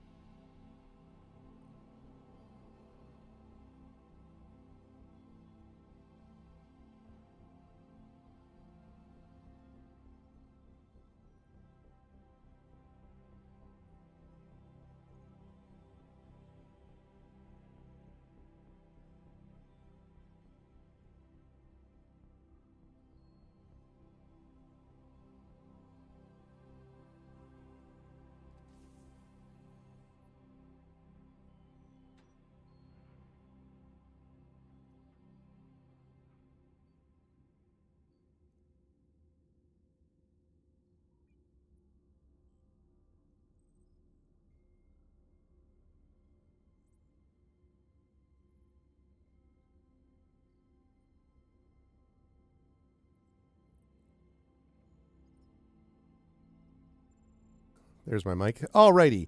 Welcome back, everybody. Welcome back to day 35 of Expedition from the Mysterious Peaks. Enter the Centurion, or will they? That's really the question. Will they? Will they be able to enter it? No, I'm sure they will, given some time. But when we left our heroes, they were trying to figure out this puzzle. And I wonder now if they've had a break. They're like, obviously the answer. In the meantime, Chad has been like, we think we know. So it's like, I got 50%. I know it. I want to scream it at the screen. So it's the classic, some people are playing along with you. What would you like to do, players? Well, I used my break to make a burrito, so. Oh, I thought that burrito would give you all you need to The know. burrito will fuel me with knowledge. That was the key. The pillar immediately opens. No, just kidding. Did we try the idea that it looks like an italic lowercase t to me. That first one, the very one at the top. Did we ever try touching that one, letting it glow and then fade, and then touching the next two, and then immediately after touching the bottom one, the upside down A? Did we do that? Oh, if time is up and down? Yeah. Okay, sure. We didn't try that yet. Do it. Okay, let's do that. Okay, so you're touching the top one, letting it fade, and then the bottom one, the middle two Mm-hmm. at the same time, and then immediately after the bottom one. Okay, and which is on which column? But which symbol on which column? Nulls is on column 1. No, sorry, I just meant the symbol. Which symbol are you pressing on which column? So you're The top one on column 1. okay. Yep. And then me and Sataria, I think, Yeah. are pressing the third symbols on our columns, respectively, 2 and 3. 2 and 3. Okay. And then I will touch the upside down A on column 4. Which is the top one on that one, right? On No, it's the bottom one. on column 4. On column. Oh, actually, The wait a upside second. down A on column 4. Yes. Do you have a different key? Yeah. Just a moment. I think we may have- Oh boy, did we You solve this a did. long time ago? No, You did, no. Greg. No, that's so funny. Wow, I'm gonna have to talk to them about that. Oh no. That's funny. Oh But- my goodness! But it's not. what? But actually. Okay, wait. So I'm gonna have to. You would not have solved it to this point anyway, though. But Okay. but having said that, I do want to make sure that I'm correct on that. Yeah, because what I have here that it's showing.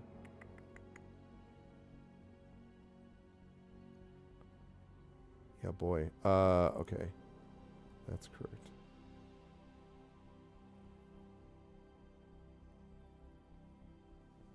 Okay, so that one. That one. This one. Okay, so yeah, so that's a bad error that I will tell them. In fact, I'm going to Make a note. mark this down right now. Hold on, I'm going to write a note to myself. Also, I guess add to your Don't note that they're know called about- columns when they should be called probably faces, if it's all on one column, as you said. Yes. Okay. I will do that. So, column 3 and column 4 are reversed. So, Oh, dear. column Oh. 4 should be column 3, and column that does 3 change things a bit. should be column 4. Let me confirm that's right. Yeah. Okay, if that is the case, then there was a permutation where, oh God. Wait, so column 3 and column 4 are reversed. Okay, so let's just keep Sitaria on column 3, which is now column 4, Hmm. and Raven on column 3, Four, which is now actually column 4. 4.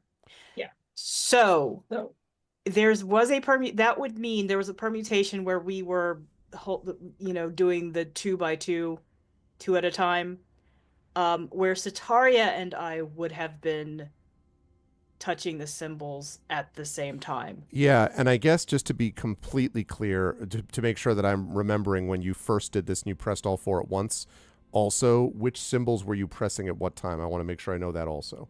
Because column 1, you were pressing the top one, I think. Yes. Column 2, you were pressing the third one. Okay. And then column 4, so column 3, which should be... True column 3. Which should be, yeah. What you see as column 4 should be column 3. Mm-hmm. So what were you pressing on that one? The bottom one, when we did it all at once. Okay, so the upside down A would have been column 3 in that event. And then column 4 would have been what? The column 3, which is column 4. It's a third symbol. Yeah. Yeah. Down. So that's all that.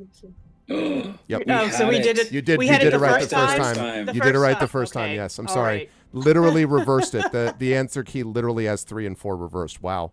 Wow. Well, I'm glad we know Well, what happened. I'm glad to know we are. We are the estimating playtesters. You are smarts. the yeah. My goodness. Wow.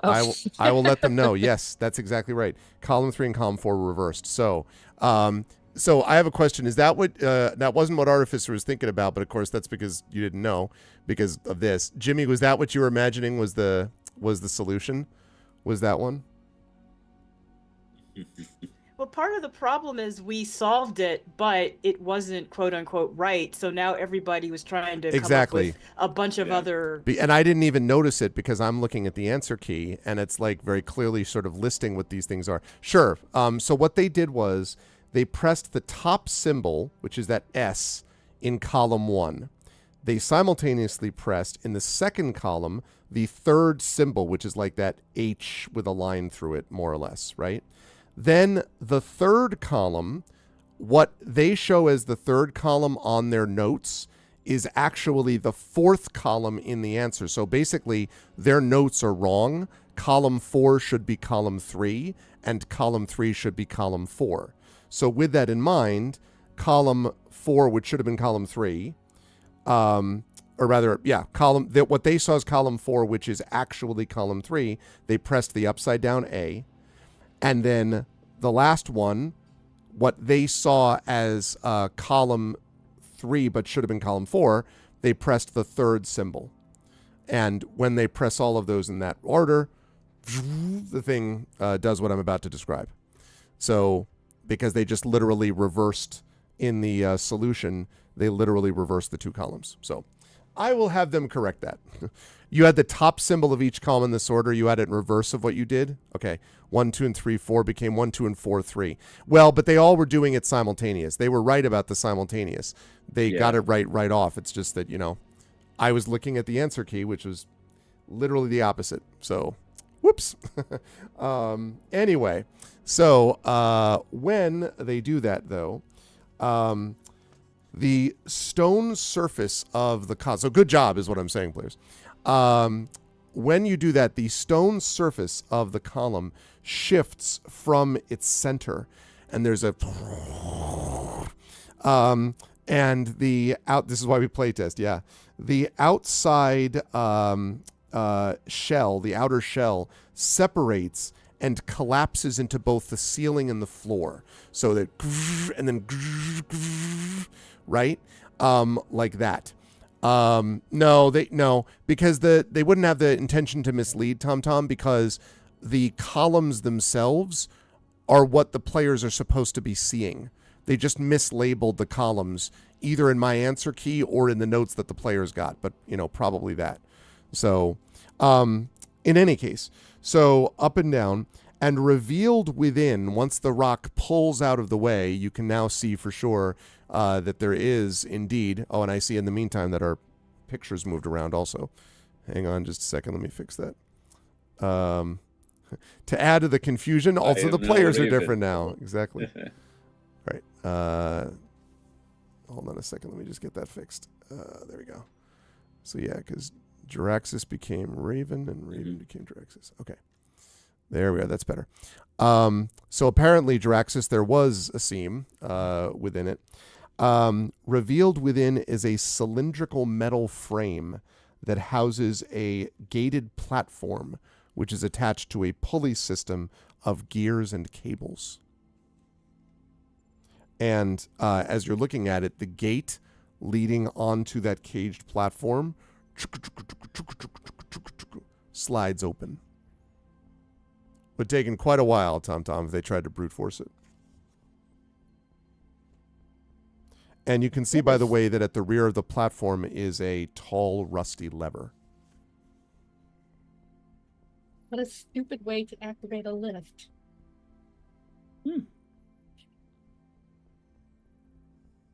You're not wrong.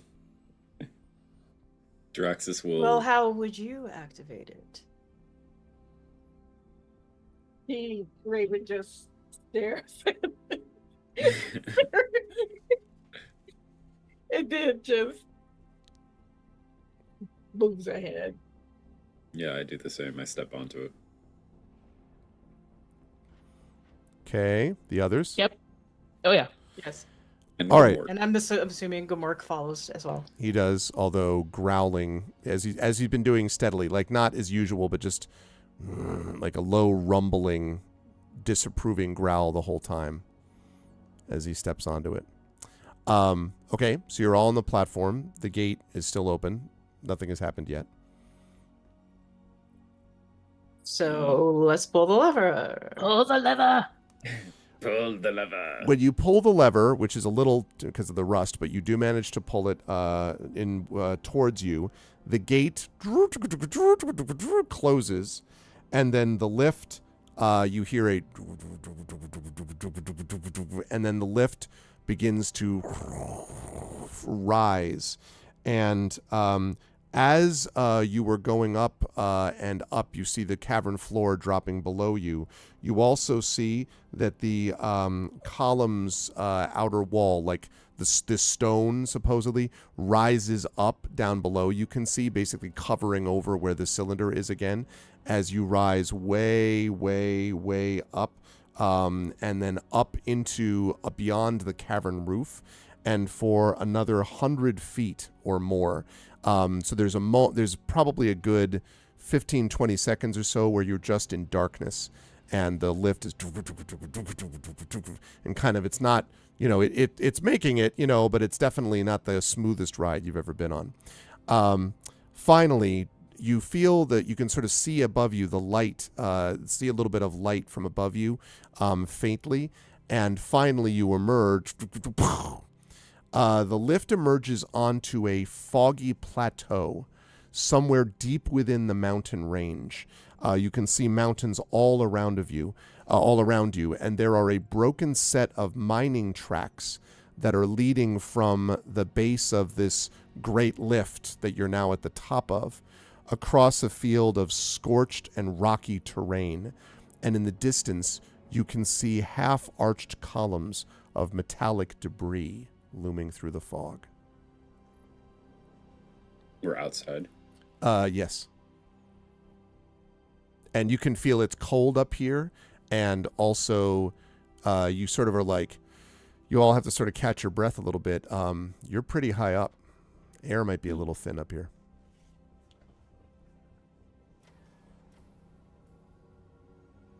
Okay. And the gate also, I should say, comes open.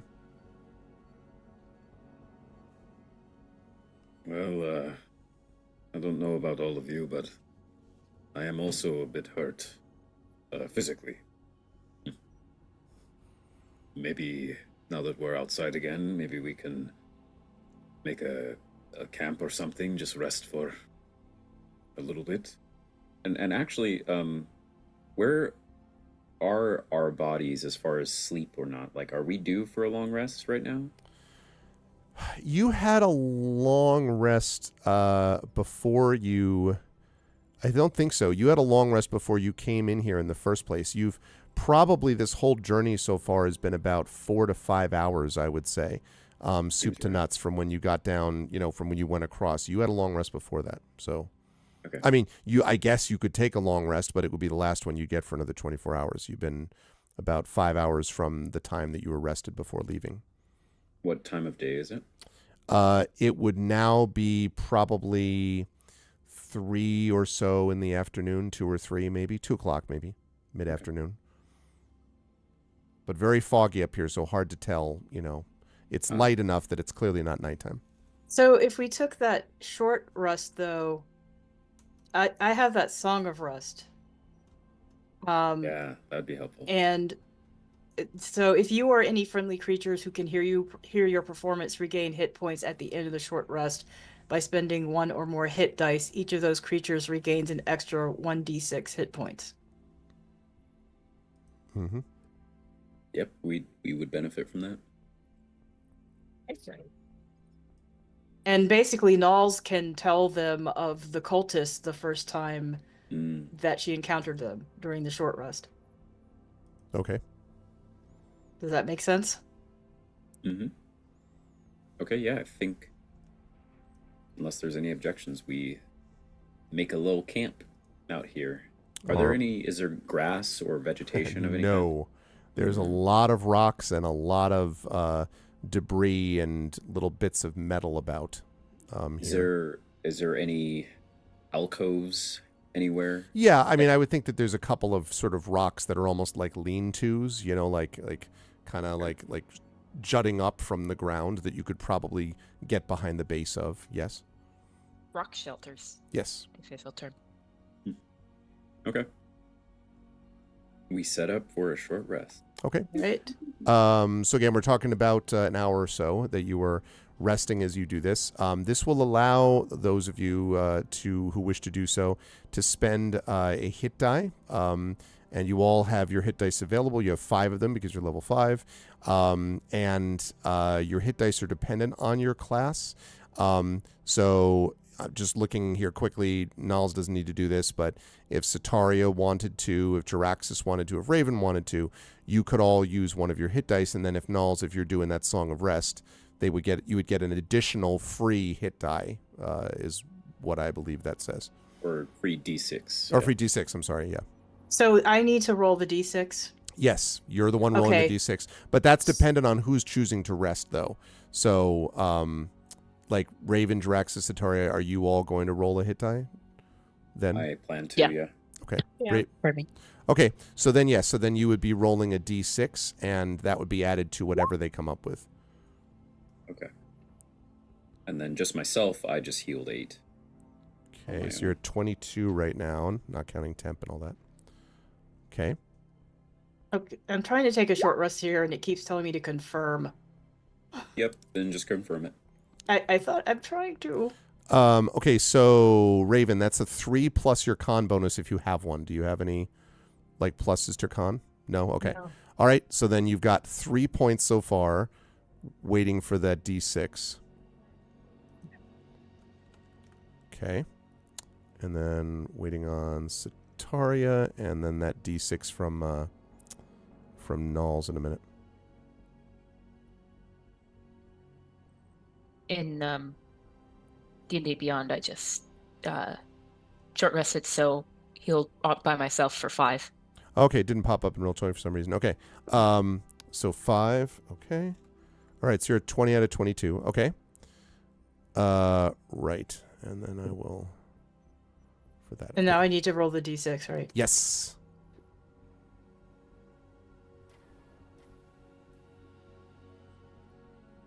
Did it roll? It did I not. don't see it.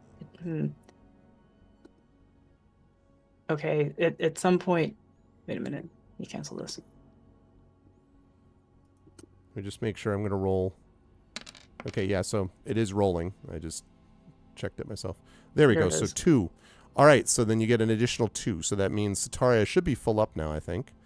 22. And Jaraxxus, you're at 24. And Raven, you should be at 23 now because of that additional 2 hit points.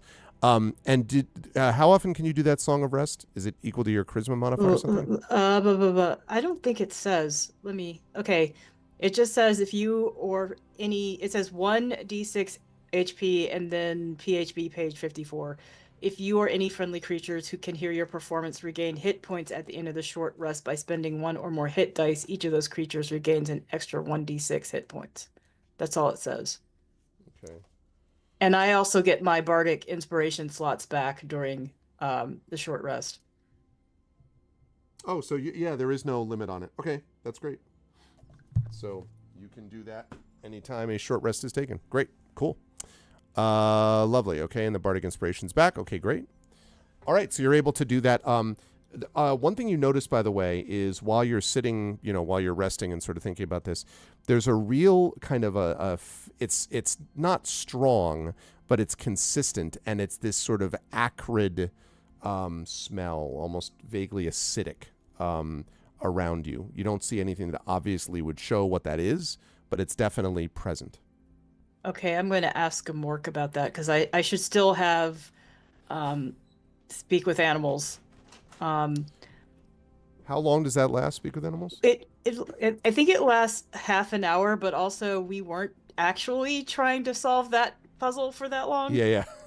No, I know about that. I'm just thinking about between that and the elevator. So. No, it lasts 10 minutes. Sorry. Okay. Sorry, I have two cats that are battling each other for supremacy. And by Boss that, music. Exactly. So far, one of them is up on the cat tree, but the other one is preparing to attack. No, Reenacting the Lion King. Exactly right. They got me. Okay.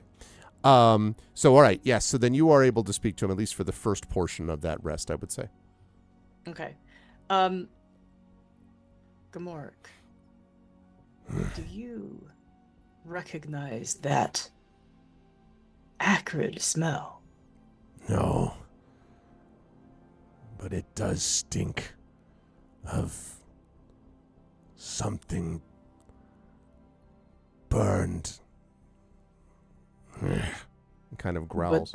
Looks uneasy. But not flesh. No. Something metal. A metal doused in a potion or encapsulated in a spell? He growls and does not answer. Probably doesn't know. It may not be clear. But otherwise, the rest passes uneventfully. Yeah, Jiraxis actually would like to do something roleplay wise during the rest briefly.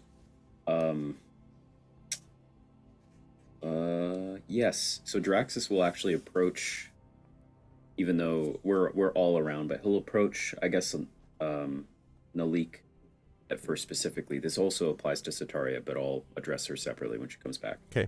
But approaching Nalik, Jiraxis will produce a data stick that he has forged from his extra sim unit, we'll say. Or whatever. It says the last thing that I tried to do that I was waiting for, I needed specifically like 100 cubal worth of sorium, whereas this just says a small piece. So I'm assuming I can produce that somehow from whatever supplies I have. And this is a flat object shaped like a data card. And in fact, we may have had other data cards, or actually I have a data pad. I'll just use that. And I approach Nalik. Oh, and Satara is almost here too. I will approach them both. And while we're at the camp, Jiraxis approaches Sataria and Nalik and says, if you don't mind, could I ask you both about how this magic thing works? Out in where we're from, and I'll gesture at myself and Raven, we just call it Esper. It's, I've heard it described in the same way you describe magic, though, this energy that permeates the universe, etc., etc. All of my stuff is, I tap the visor, tech-based, but I've heard about people using something like this, and I hold this data card. I might be able to analyze your spells and maybe try to learn one. Maybe give me a couple pointers. So mechanically, I can learn. This is something that I talked with Greg about at the start of last session. I can learn a cantrip from either of you D&D players or D&D characters. Cool. And I technically I can pick up a cantrip from any class's spell list, but I thought it appropriate that I pick it up from the 2 D&D classes I'm exposed to. So if you want, can you both show Jiraxis a cantrip or 2, and in that way you'll actually narrow down my options, and I'll pick one of the ones that you both show me, because I actually get to pick 3, but I think I'm going to make one an Esper Genesis one, and then one for each of you. So if you guys could show me multiple cantrips, So, roleplay wise. what would you like to do? Protect, heal, or harm? Heal? I can't heal. I'd love to be able to heal. You can do that repeatedly, or do you mean mending something? Well, I have a cantrip. I used it on Gamork. That they don't get worse, so it's not really healing, but it is helping them. Ooh. That's spare the dying in out of character terms, but What were you talking about, Malik? Well, if you'd like to protect, you could protect yourself from being bludgeoned or pierced or what's the other one? Slashed. Or you could harm by sending a great thunderclap, or even use your words to make someone feel small. Ah, yes, the vicious mockeries that you've offered our enemies. That's it. Hmm. And then, of course, there's also the way that you can guide someone. Oh, I would like that. You have Guidance? Guidance. Show me how it works. Okay, so just go ahead and just do my guidance thing. Guide me to smash that like button. Guide me to like and subscribe. Oh, Okay, so God. I will just cast guidance right now because it's a cantrip, and why not? Okay. Okay. What does it look like when you cast it? I guess it just says you touch one willing creature. But does under the materials or components for guidance, does it say VSM or any combination? It says of those? V and S. Okay. So that means when you cast a spell, you have to like move your hands in a certain way that's unique to you, and then say, I think you actually get to decide what you want to say, but that represents verbal and somatic. Somatic meaning like movement.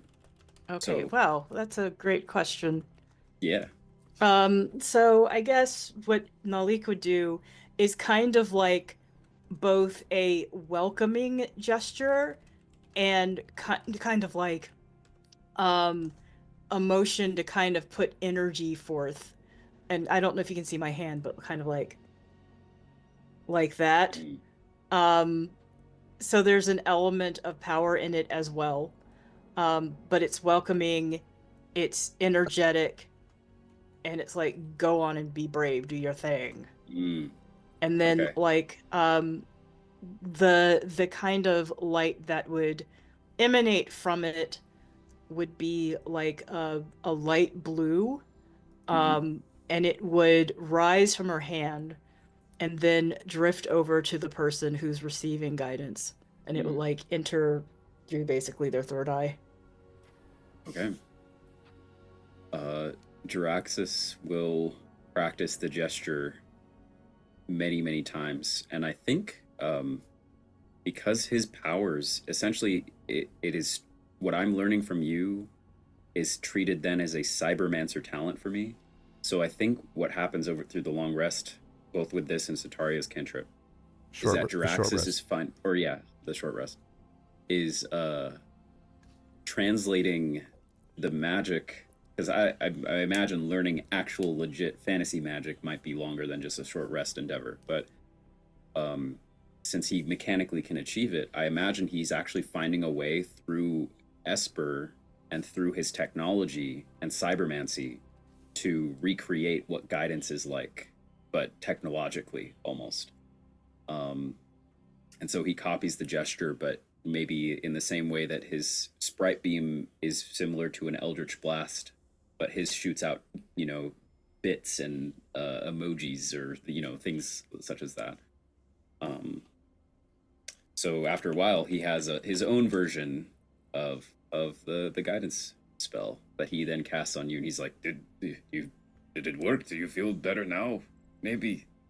I think I got it. It's more of a swish and flick, right? Not a flick and swish." It's a sweeping up, sweeping.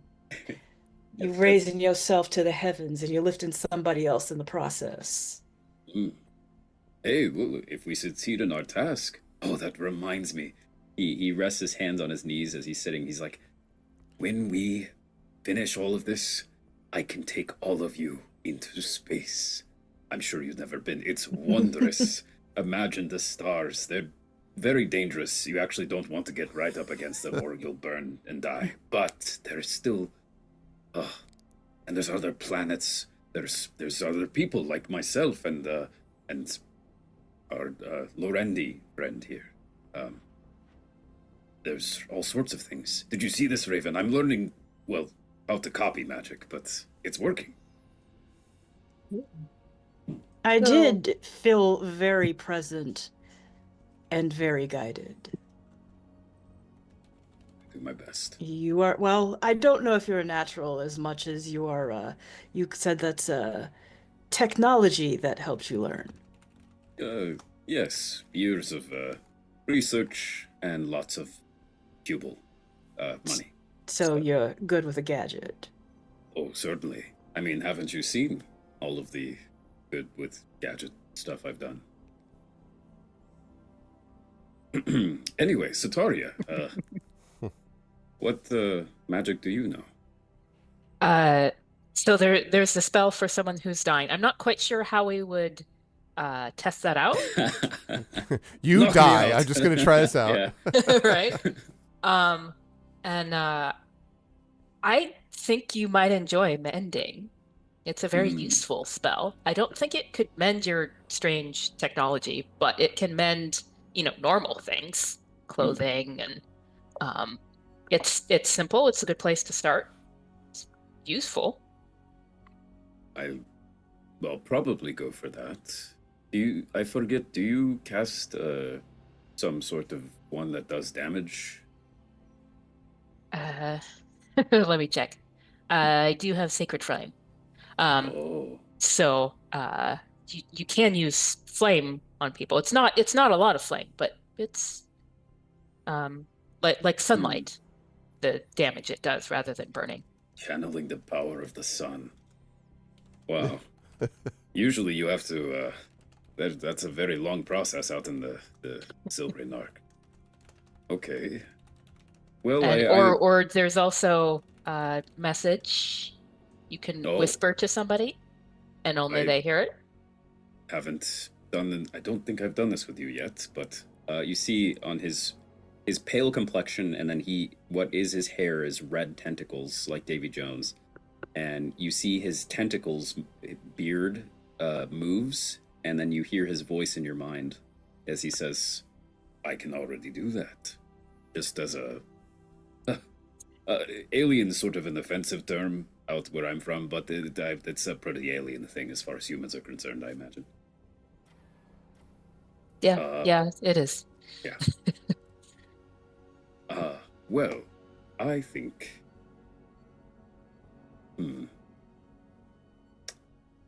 I maybe the mending would be good, but... It's not exciting. Yes. I think I should learn it if I'm a respectable scientist. In my training, there was a lot of stuff that I'm still learning because it's good to know, but it is not exciting. Okay, so show me how it works. And I guess if there's any details about your mending spell, or if it has a certain color or look to it that's unique to Sataria, but otherwise. Yeah. So what I'm thinking is probably she can take her dagger to the hem of her shirt or something to repair that. And I'm just checking. So I think probably her magic, it looks kind of white, light, sunlight, kind of thinking of sacredy kind of, Hmm. and when she does sort of draw her fingers along the tear, that's the main sort of gesture of it.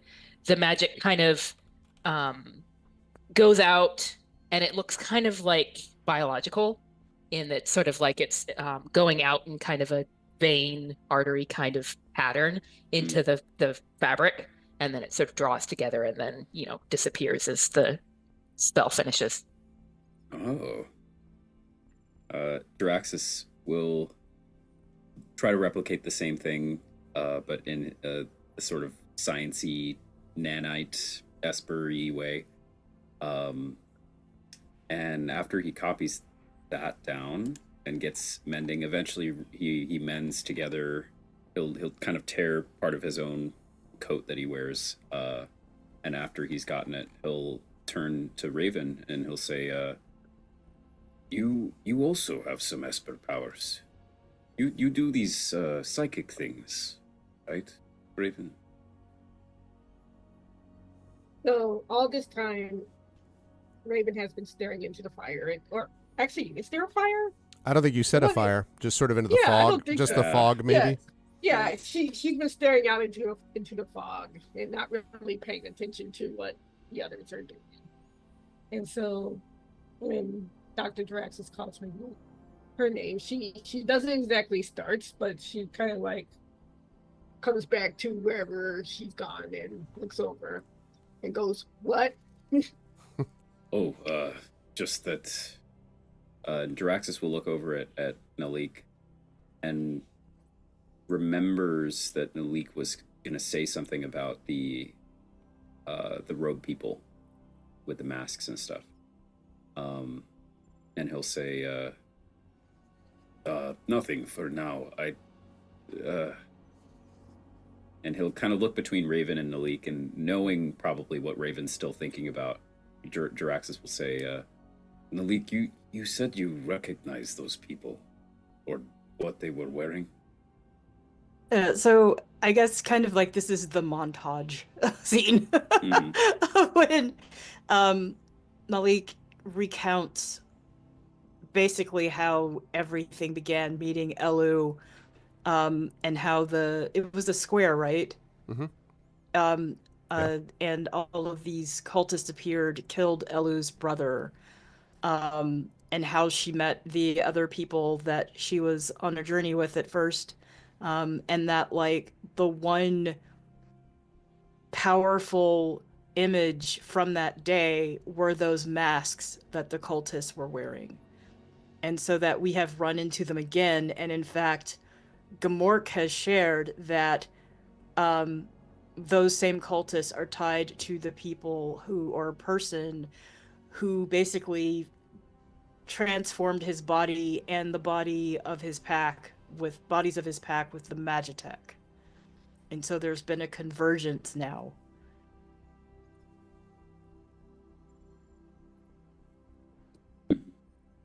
So they overthrew a city here. Yes, in very traumatic fashion, unfortunately. There's this sense, though, that they are not exactly willing, some of them. You know, it's sort of like the shadows with the elves.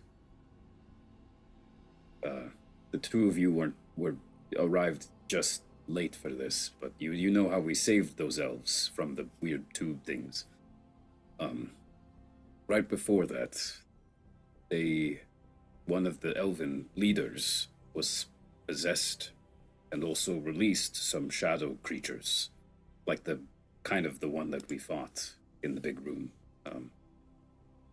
This beam of creatures being controlled without their consent.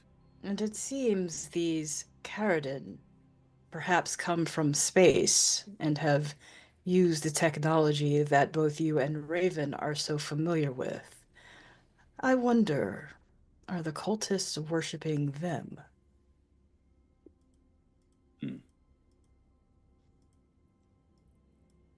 Yeah. And at that, Raven gets to her feet and then she walks away. Basically walks away from the group. And not too far, but kind of put some distance between herself and the others.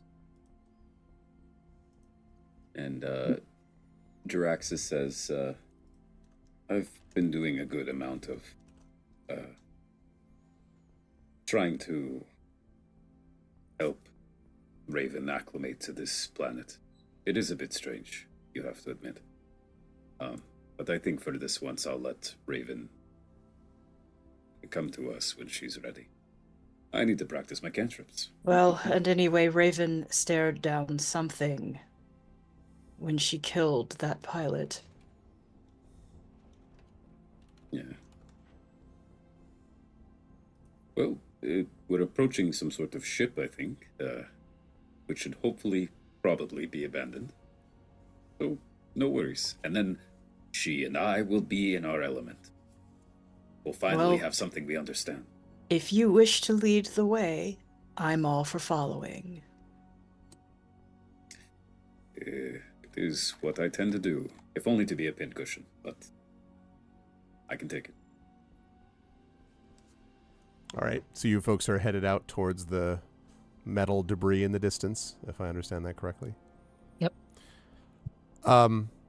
As you move along, the fog in the area is very thick, and I mentioned that there's an acrid smell, and as you move along, the acrid smell gets more prominent. Not overwhelming, not like suddenly it burns your skin, but just you feel it definitely is getting stronger as you go along.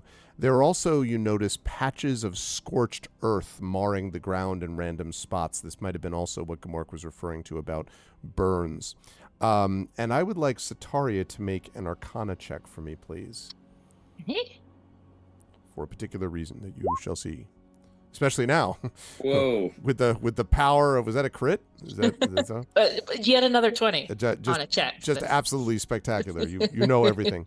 Sataria, you're almost certain that you may have studied a little bit about this effect, but you haven't seen it this prominently displayed. This was a widely reported after effect of the Magitech cataclysm, the thing which led to this massive rift among the cities and, created this enormous destruction in certain areas and not in others. Nulls, you might have heard about that sort of vaguely, but not described this way, whereas Sataria was like literally described to you that this is out of a history book. Like you've never actually seen what it's like to be in the midst of this as you walk along. This must have been part or ground zero of the Magitech cataclysm. And as the ground... Sorry, I was going to mention... Oh, sure. What phenomenon is telling Sataria that? What is she seeing? The combination of scorched ground, thick fog, and acrid scent is exactly what it was described as a result of what was left over, and combined with the metal debris. Because as you get farther along, there's more and more metal and less earth. And eventually, as you get close to where you think the ship is supposed to be, it feels like you're literally walking on a field of metal. You have to actually carefully pick your way among all of the scattered bits of debris and so forth. And right near the entrance, as you move along, you can see the debris is now looming way above your head as you get close. And there is a tunnel which cuts into it. And of course, you may remember that the ship smashed into the mountains. So it almost became, this is half mountain, half ship in a way, right, that it was built around. And there is a tunnel that leads into where you think the ship is supposed to be. And right near the entrance are the ruins of a 10-foot wide stone monument. And you can see that the stone slab there once displayed a carved image of something, maybe hard to say. There's not much detail left, but it looks like there might have been some armored figures maybe or something like that that you can see etched on the stone. But there is an etched plaque at the bottom of this monument. and it says, "The mighty heroes of Thalys." And then it reads off Ultor, Ashvi, Nargim, Petrus, Nisa, Philomela, Xenalthea, and Calidri. The mighty heroes of Thalys. And I would say probably, actually, Knowles, make a history check for me. This, I think, is your department. Satara, you can do it too, but Knowles, I'm going to give you advantage on this check. Okay, 15 or 6. Heroes, people, slabs. Knowles, I gave you advantage on this, so you can give that another roll if you want. Okay. Just in case.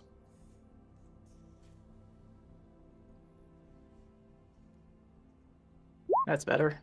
Yeah. You're pretty sure, Knowles, in your travels and your gathering of stories, which you, of course, love, of tales and so forth, that you remember hearing stories of the legendary heroes of Thalys, those who first explored the ruined, destroyed ship known as the Centurion, and opened it up and were the first ones to kind of bring information about Magitech to the world. It was very dangerous in the ship at the time, and they were the ones who helped sort of create the Magitech revolution, I guess you could say. So you have heard that. You've also heard that most of those heroes did not return from their expedition. So a really quick question. This is Knowles is from an area where they rejected Magitech, but she also traveled to an area and studied for a time because she's very interested in it. Yep. So from where she's from, were there any tales about these heroes and how foolish they were, or that they led to their own demise? Right. That sort of thing? Exactly. I was good. Then it's one of the exactly, and that's the reason I was having you do it, because where you were from, yes, absolutely, there were several stories that talked about the foolishness of people going to places where they did not belong and the destruction that they visited upon Thalys, et cetera, et cetera. But the place where you studied, of course, talked about the image of enlightenment. You're pretty sure the people making the slab for this were not the people from your hometown, right? They would not have built a monument to them. And you do know, of course, that the keepers, people like Doomig Rieger, he himself was part of the group that basically built this. Because you can see as you look into the tunnel that although it is now fallen into some disrepair, this obviously is a later thing than when the ship crashed, and in fact seems to have widened part of what might have been the ship's sort of outer hull, because you can see that there's now double doors that sort of lead into it, almost like they took it and made it into a museum of sorts. So yeah. And when you enter the tunnel, you can see that the door that leads in, there is a metal double door with these two cranks on either side of the door. So it's crank on the left, crank on the right, and the door is closed.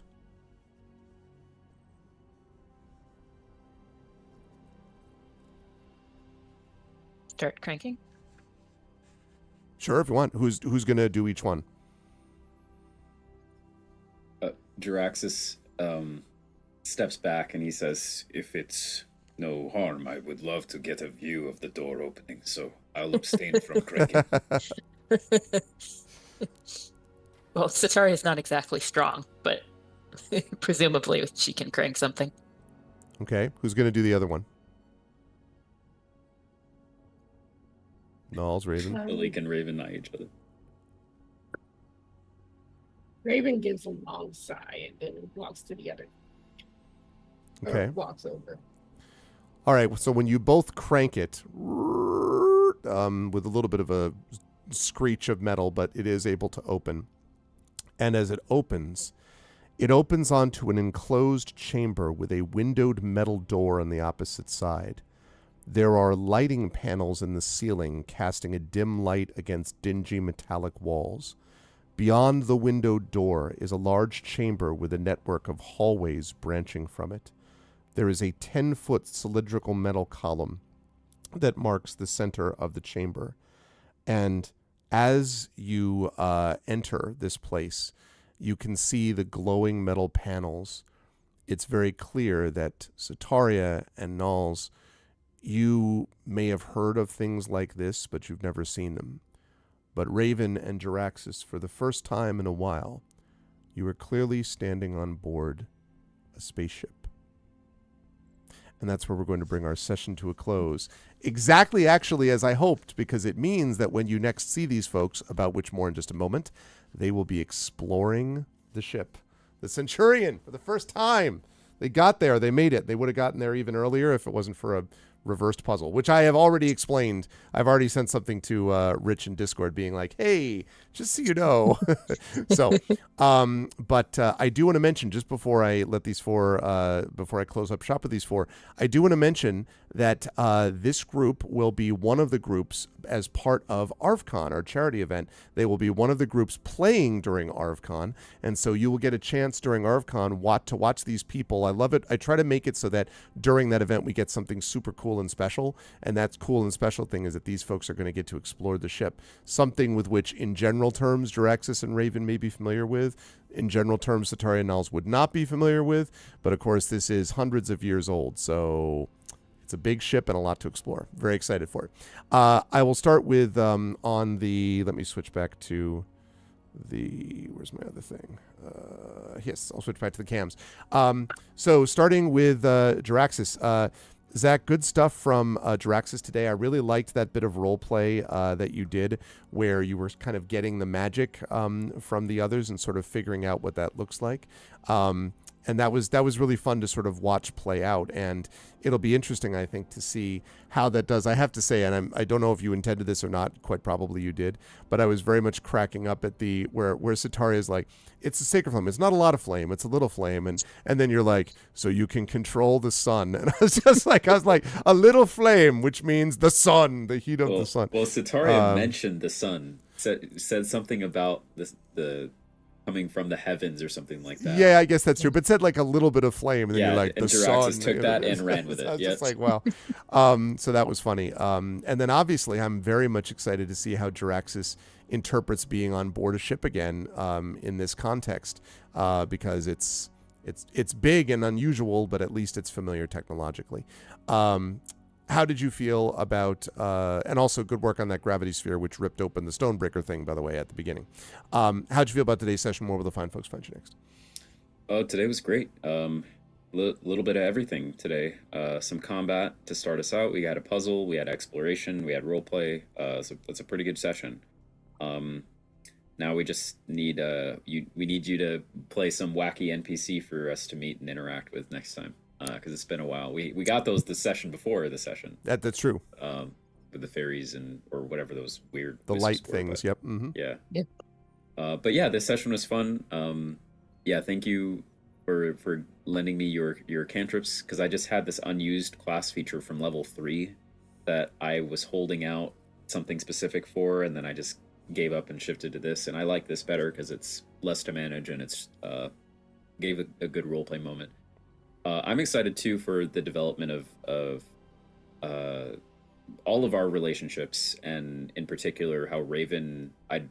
We kind of have learned something important about Raven in this session. Yeah, and how Raven will continue from there, and our relationship with Raven, and I don't know, just all of us, how we all interpret these different things differently. So yeah, it's been a lot of fun. I'm excited for when we play at ArvCon later this month.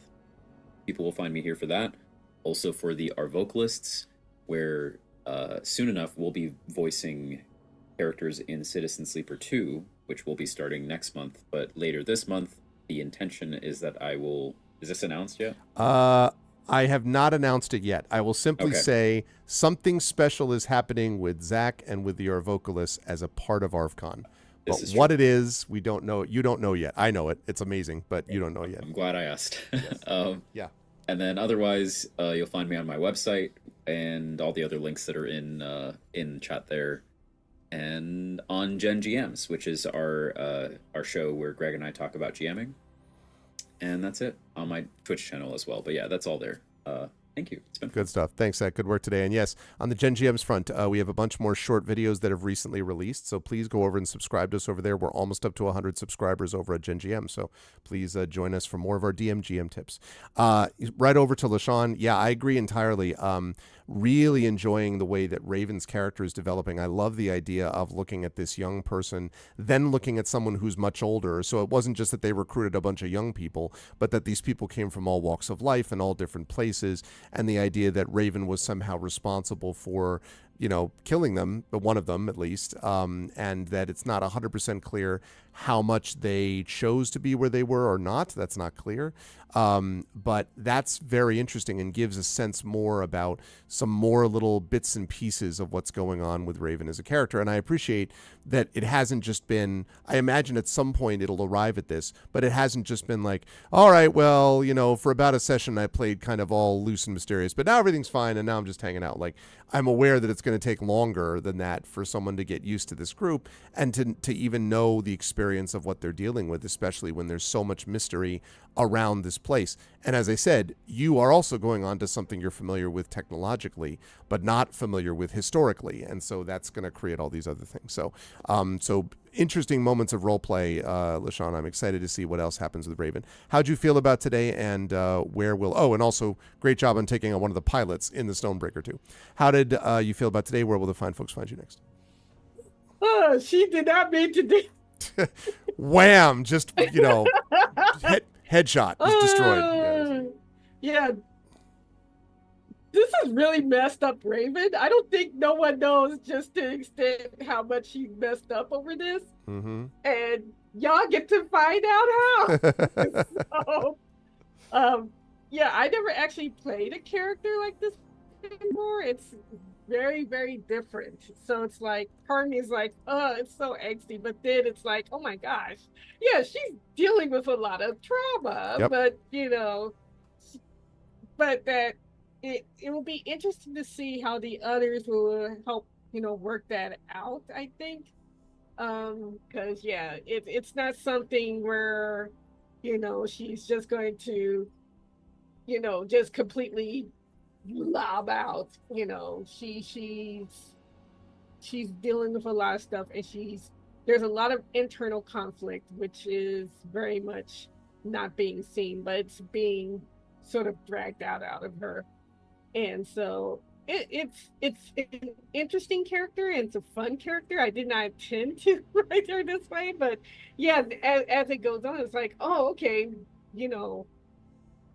it's intriguing, and I'm actually, it'll be cool to see, how she deals with all of this within the and going to the spaceship. That will be something where, who knows what will happen. So True. So yeah. So we'll see what will happen. But yeah, I had fun. With all the trauma aside, I had fun. So I don't know what that says about me as a character, but well, like yeah. One of my regular players, who I think is sitting in chat right now, for Eberron, often has described sessions recently as being like, it was great, I hated every minute of it, and it's basically that. It was terrible, it was amazing, like, basically. Yeah. So It was the best of times. It was the worst of times. That's right. Yeah. Very much that way. Where can the fine folks find you, LaShawn, elsewhere? People can find me on Facebook, and they can find me at my website, Cafe in the Woods, which is tbonejenkins.wordpress.com. They can also find me on Blue Sky, underneath T-Bone Jenkins. That's my moniker everywhere. So yeah. Good stuff. Thank you, as always, LaShawn. Great stuff, and I can't wait for the end of the month for the ARFCon session. Moving right up to Toya. Great stuff, Toya, as always, from Nulls.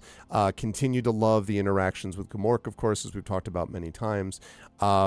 But also appreciated all of the attempts. And I appreciate the attempts from everybody on the puzzle. Again, my apologies that the puzzle was actually solved earlier than I thought it was, because we all didn't realize that the puzzle solution had been reversed. But besides that, figuring out, I think, understanding historically, just as we talked about at the end, what Knowles understands about the history of these things is important. Just very, very super quick, I promise. I was reading an interesting article about Tolkien's vision of myth making. And one of the things that Tolkien does, who is always more subtle than he gets given credit for, I think, is talks quite a bit about what Rohan believes about itself and what Rohan actually was. Like, Helm Hammerhand at one point loses his mind and just walks around randomly killing people. Like, it's not this sort of like, he's always a glorious hero. Yeah, not so much. So it made me think quite a bit about the idea of, and that's why I asked you that question, the fact that you would be aware of those two visions of the Cataclysm and Magitech and its effect on the world, and your home base would be a lot different than where you went to study about it. So I thought that was really interesting, and it's going to be interesting to see where Knowles comes down in figuring out what her position should be relative to Magitech now and in the past. So that was all really neat. How did you feel about today? Where will the fine folks find you next? Yeah, I also think that puzzle was the very first one we've had, if I remember correctly. In that sense, yes. That's right. So that was really, really interesting. There was something in the it wasn't really a spaceship, but when we encountered that first Caradon where all of the Twilight elves were kidnapped, right, there was something akin to a puzzle, but I think we kind of got around it by not having to solve it in a way. So this was the first one that,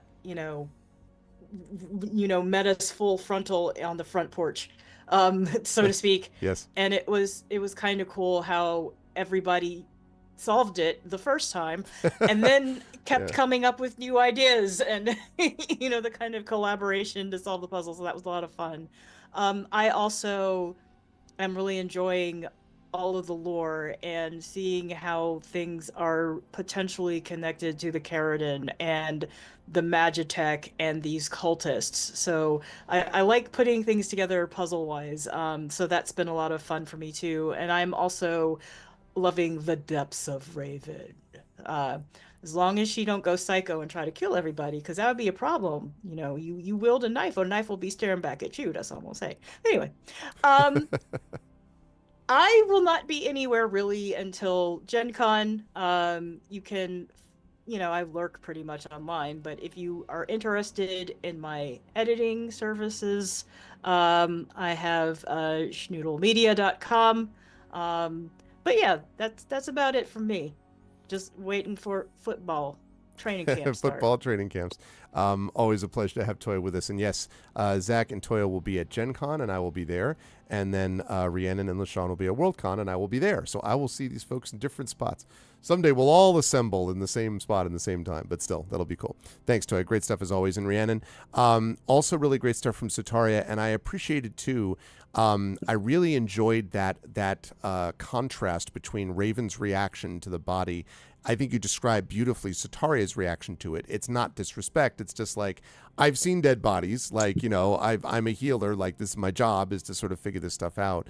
And we got a chance to see several examples where your, in this case, academic training, whether it was healing or towards the end when we were thinking about the fact that this is part of that Magitech cataclysm, you too, presumably, Sataria also will have her own opinions developed about what she feels about Magitech and its implications, and good, bad, or indifferent, since you yourself are a bit of a hybrid character as a sorcerer who heals, right? As someone who both understands magic but also the healing word, literally the healing word.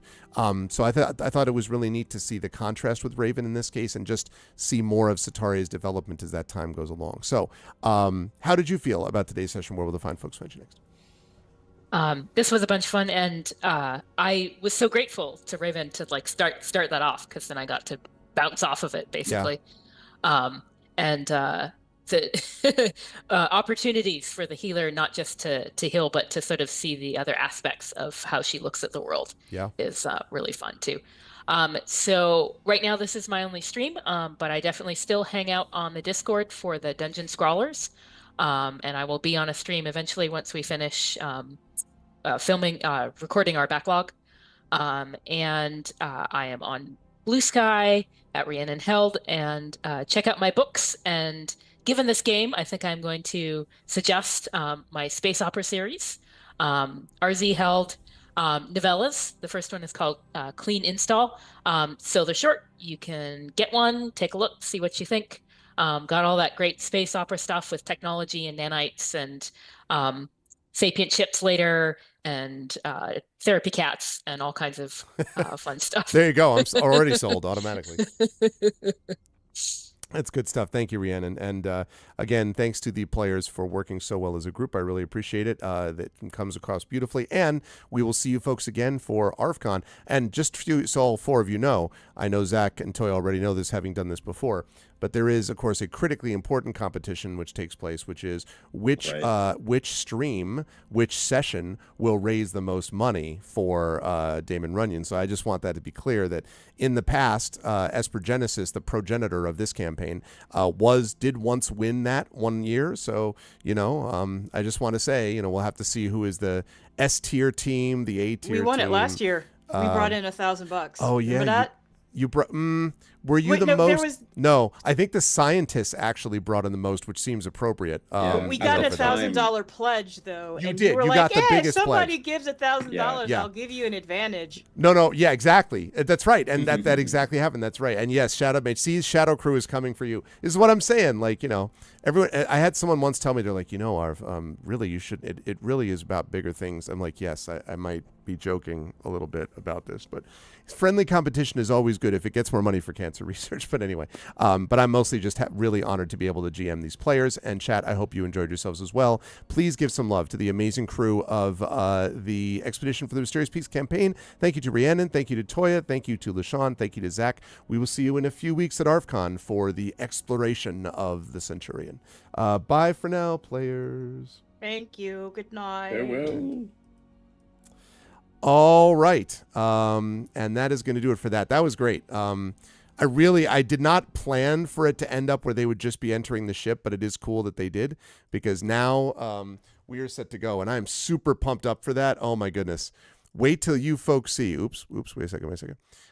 Wait till you folks see what awaits them in the bowels of this ship. It's going to be great. I cannot wait. Yeah, it's going to be super cool. There's some wild stuff that's going to be happening as a part of this campaign. It's really neat. All right, so that is going to do it for us for this evening, chat. But we are going to do a raid today because we did have a solid turnout, and it is not super late. So, wait, what's this? What am I opening here? Ooh, yay! Thank you. I have just been sent the badge by one Shadowed Mage for ARFCon 2025, which means that we're getting there. We're getting the corporate sponsors, we're getting the badge and all that stuff.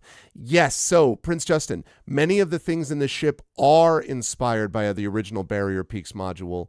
The big difference between this and that, besides the fact that it's got modern storytelling to do, is the fact that in this one, you have, in this case, Thalasian characters, like fantasy characters, which are played by Sataria, which are played by Rhiannon with Sataria, and then Toya with Knowles. They will not know as much about what the world is. And of course, the original module, nobody knew what they were on because they're all fantasy characters in a spaceship. But we also, for this one, have two spacefaring characters in Raven and Dr. Jaraxis, LaShawn and Zach. And so that is going to be an interesting sort of balance with this. But either way, it's very cool. And I always found Barrier Peaks to be really interesting when I was read. I think I may have even run part of it way back in the day a little bit, but certainly not long. But this one really, and then goes way beyond it. It's already gone way beyond it. But there's a lot of cool stuff that happens in this center point of the campaign with the ship. So that's going to be super cool. So we are going to do a raid. Yeah, absolutely, Shadowed. And I was going to come talk to you about that anyway. I always do that in a certain order of talking to people, but that's great. So we are going to do a raid. If you are not a sub, please do this. The Arvanauts have landed, followed by Twitch raid. If you are a sub, please do this. The Arvanauts have landed, followed by Twitch raid. X-ray, then Arvany Roar, Arvany Hype, Arvany Smog, Arvany Love, Arvany Blown, all of the Arvanys when you were brought over automatically to the place that we are going to be rating in just a moment. Quick note on schedule. I will be back on my channel on Tuesday, and on Tuesday I will probably go over what the calendar looks like for the rest of the month of May. That is going to consist of, and that will consist of I've already pretty much scheduled everything for the month of May, so I will go over the basics of that. But Tuesday is going to be more Beowulf. If you liked this, if you like tabletop role playing and you want to know some more about the duet system, which is myself and one player, Tari Toons, then you can check that out on Tuesday at around noon Eastern. And then I will be over on GOG Comms Twitch channel at 4 p.m. Eastern for Pen and Pixels as I play Expeditions Rome, which is the game that I started playing on here. I've moved it over to GOG.com because I'm playing Oblivion Remastered on this channel, and I have no regrets. I like playing both of those games. So Expeditions Rome is going to be over on Tuesday. Then Wednesday will be off, and then Thursday I'll be back with more Oblivion Remastered, and I will give you folks all the details about everything else that's happening in the month of May. But remember, mark your calendars, because the one thing we know for sure is May 23rd through May 26th, and I can tell you that every one of my campaigns is going to be playing that weekend, with the exception of Beowulf. Every other campaign, though, is going to be featured, every other group, in some capacity, plus a concert, plus a special event, which I haven't talked about yet but will, plus the marathon session for Eberron on Sunday, an 8-hour marathon session, and the conclusion of Season 5 of Eberron Oracle of War, plus an interview with 3 Damon Runyon Cancer Research Foundation scientists, plus a tabletop game of the Damon Runyon Cancer Research Foundation scientists, GM'd by the amazing Mike Underwood. So it is going to be a great event, and all of that to raise money for the Damon Runyon Cancer Research Foundation as part of ARVCon 2025. Our goal is $5,000. If we hit that number, we will pass $40,000 raised over the 11-year history of the event, and that's very cool. We've gotten profiled now in their newsletter, which is going out to subscribers as we speak. Pretty big circulation newsletter, so I'm hoping we get a lot of attention for that.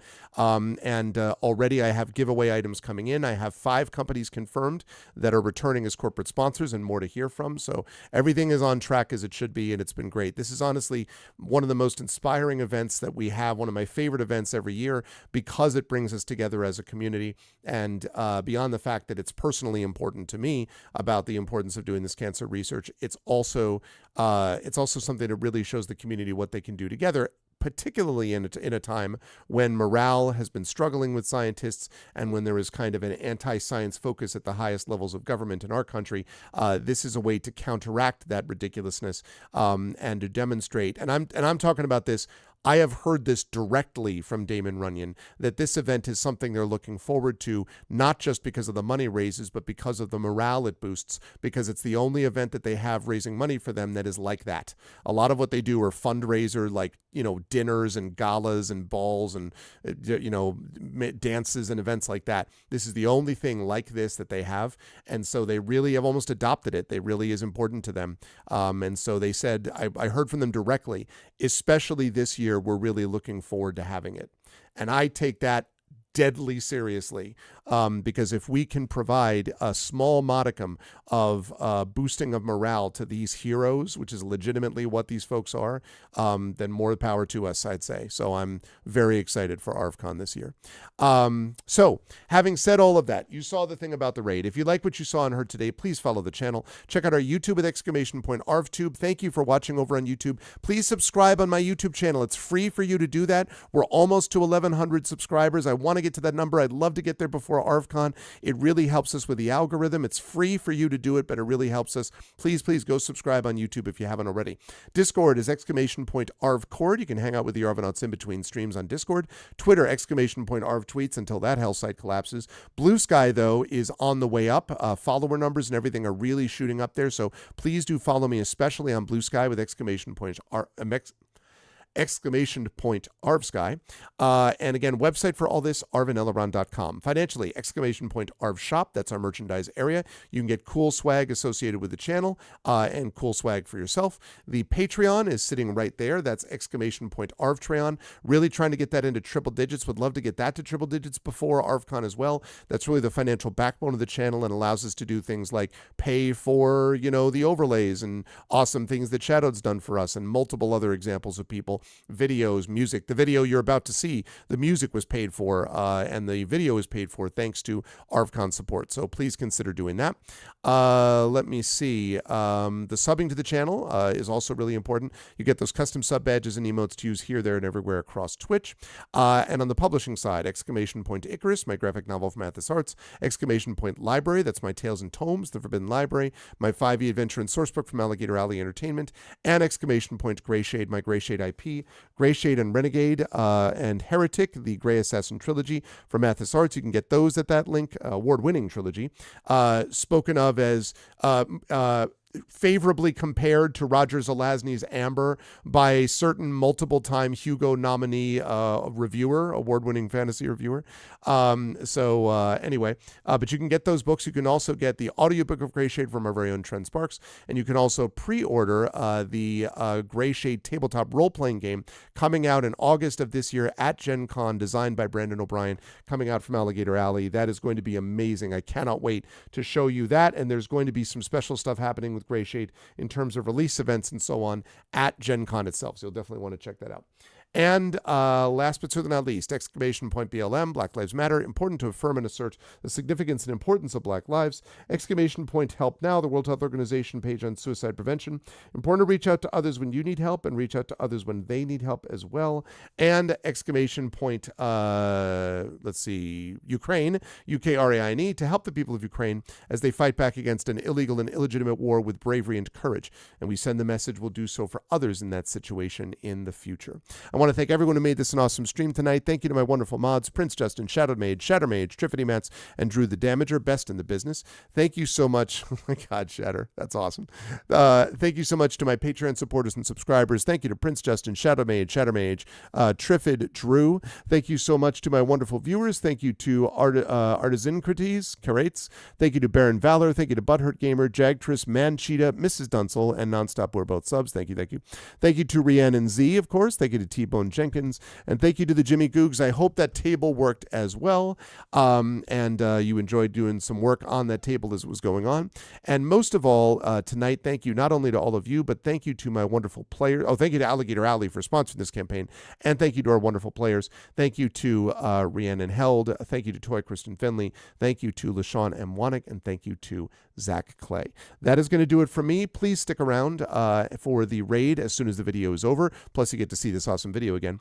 And I will see you folks back on my channel as well Tuesday afternoon for Beowulf, our duet system 5e compatible or 5e based system event that we are doing along with the amazing Tari Tunes and then Expeditions Rome over in the afternoon on GOG.com's Twitch channel. That's it for me. Much love to all of you. Stick around for the raid. And as I always say, please be good to each other. Have a good night.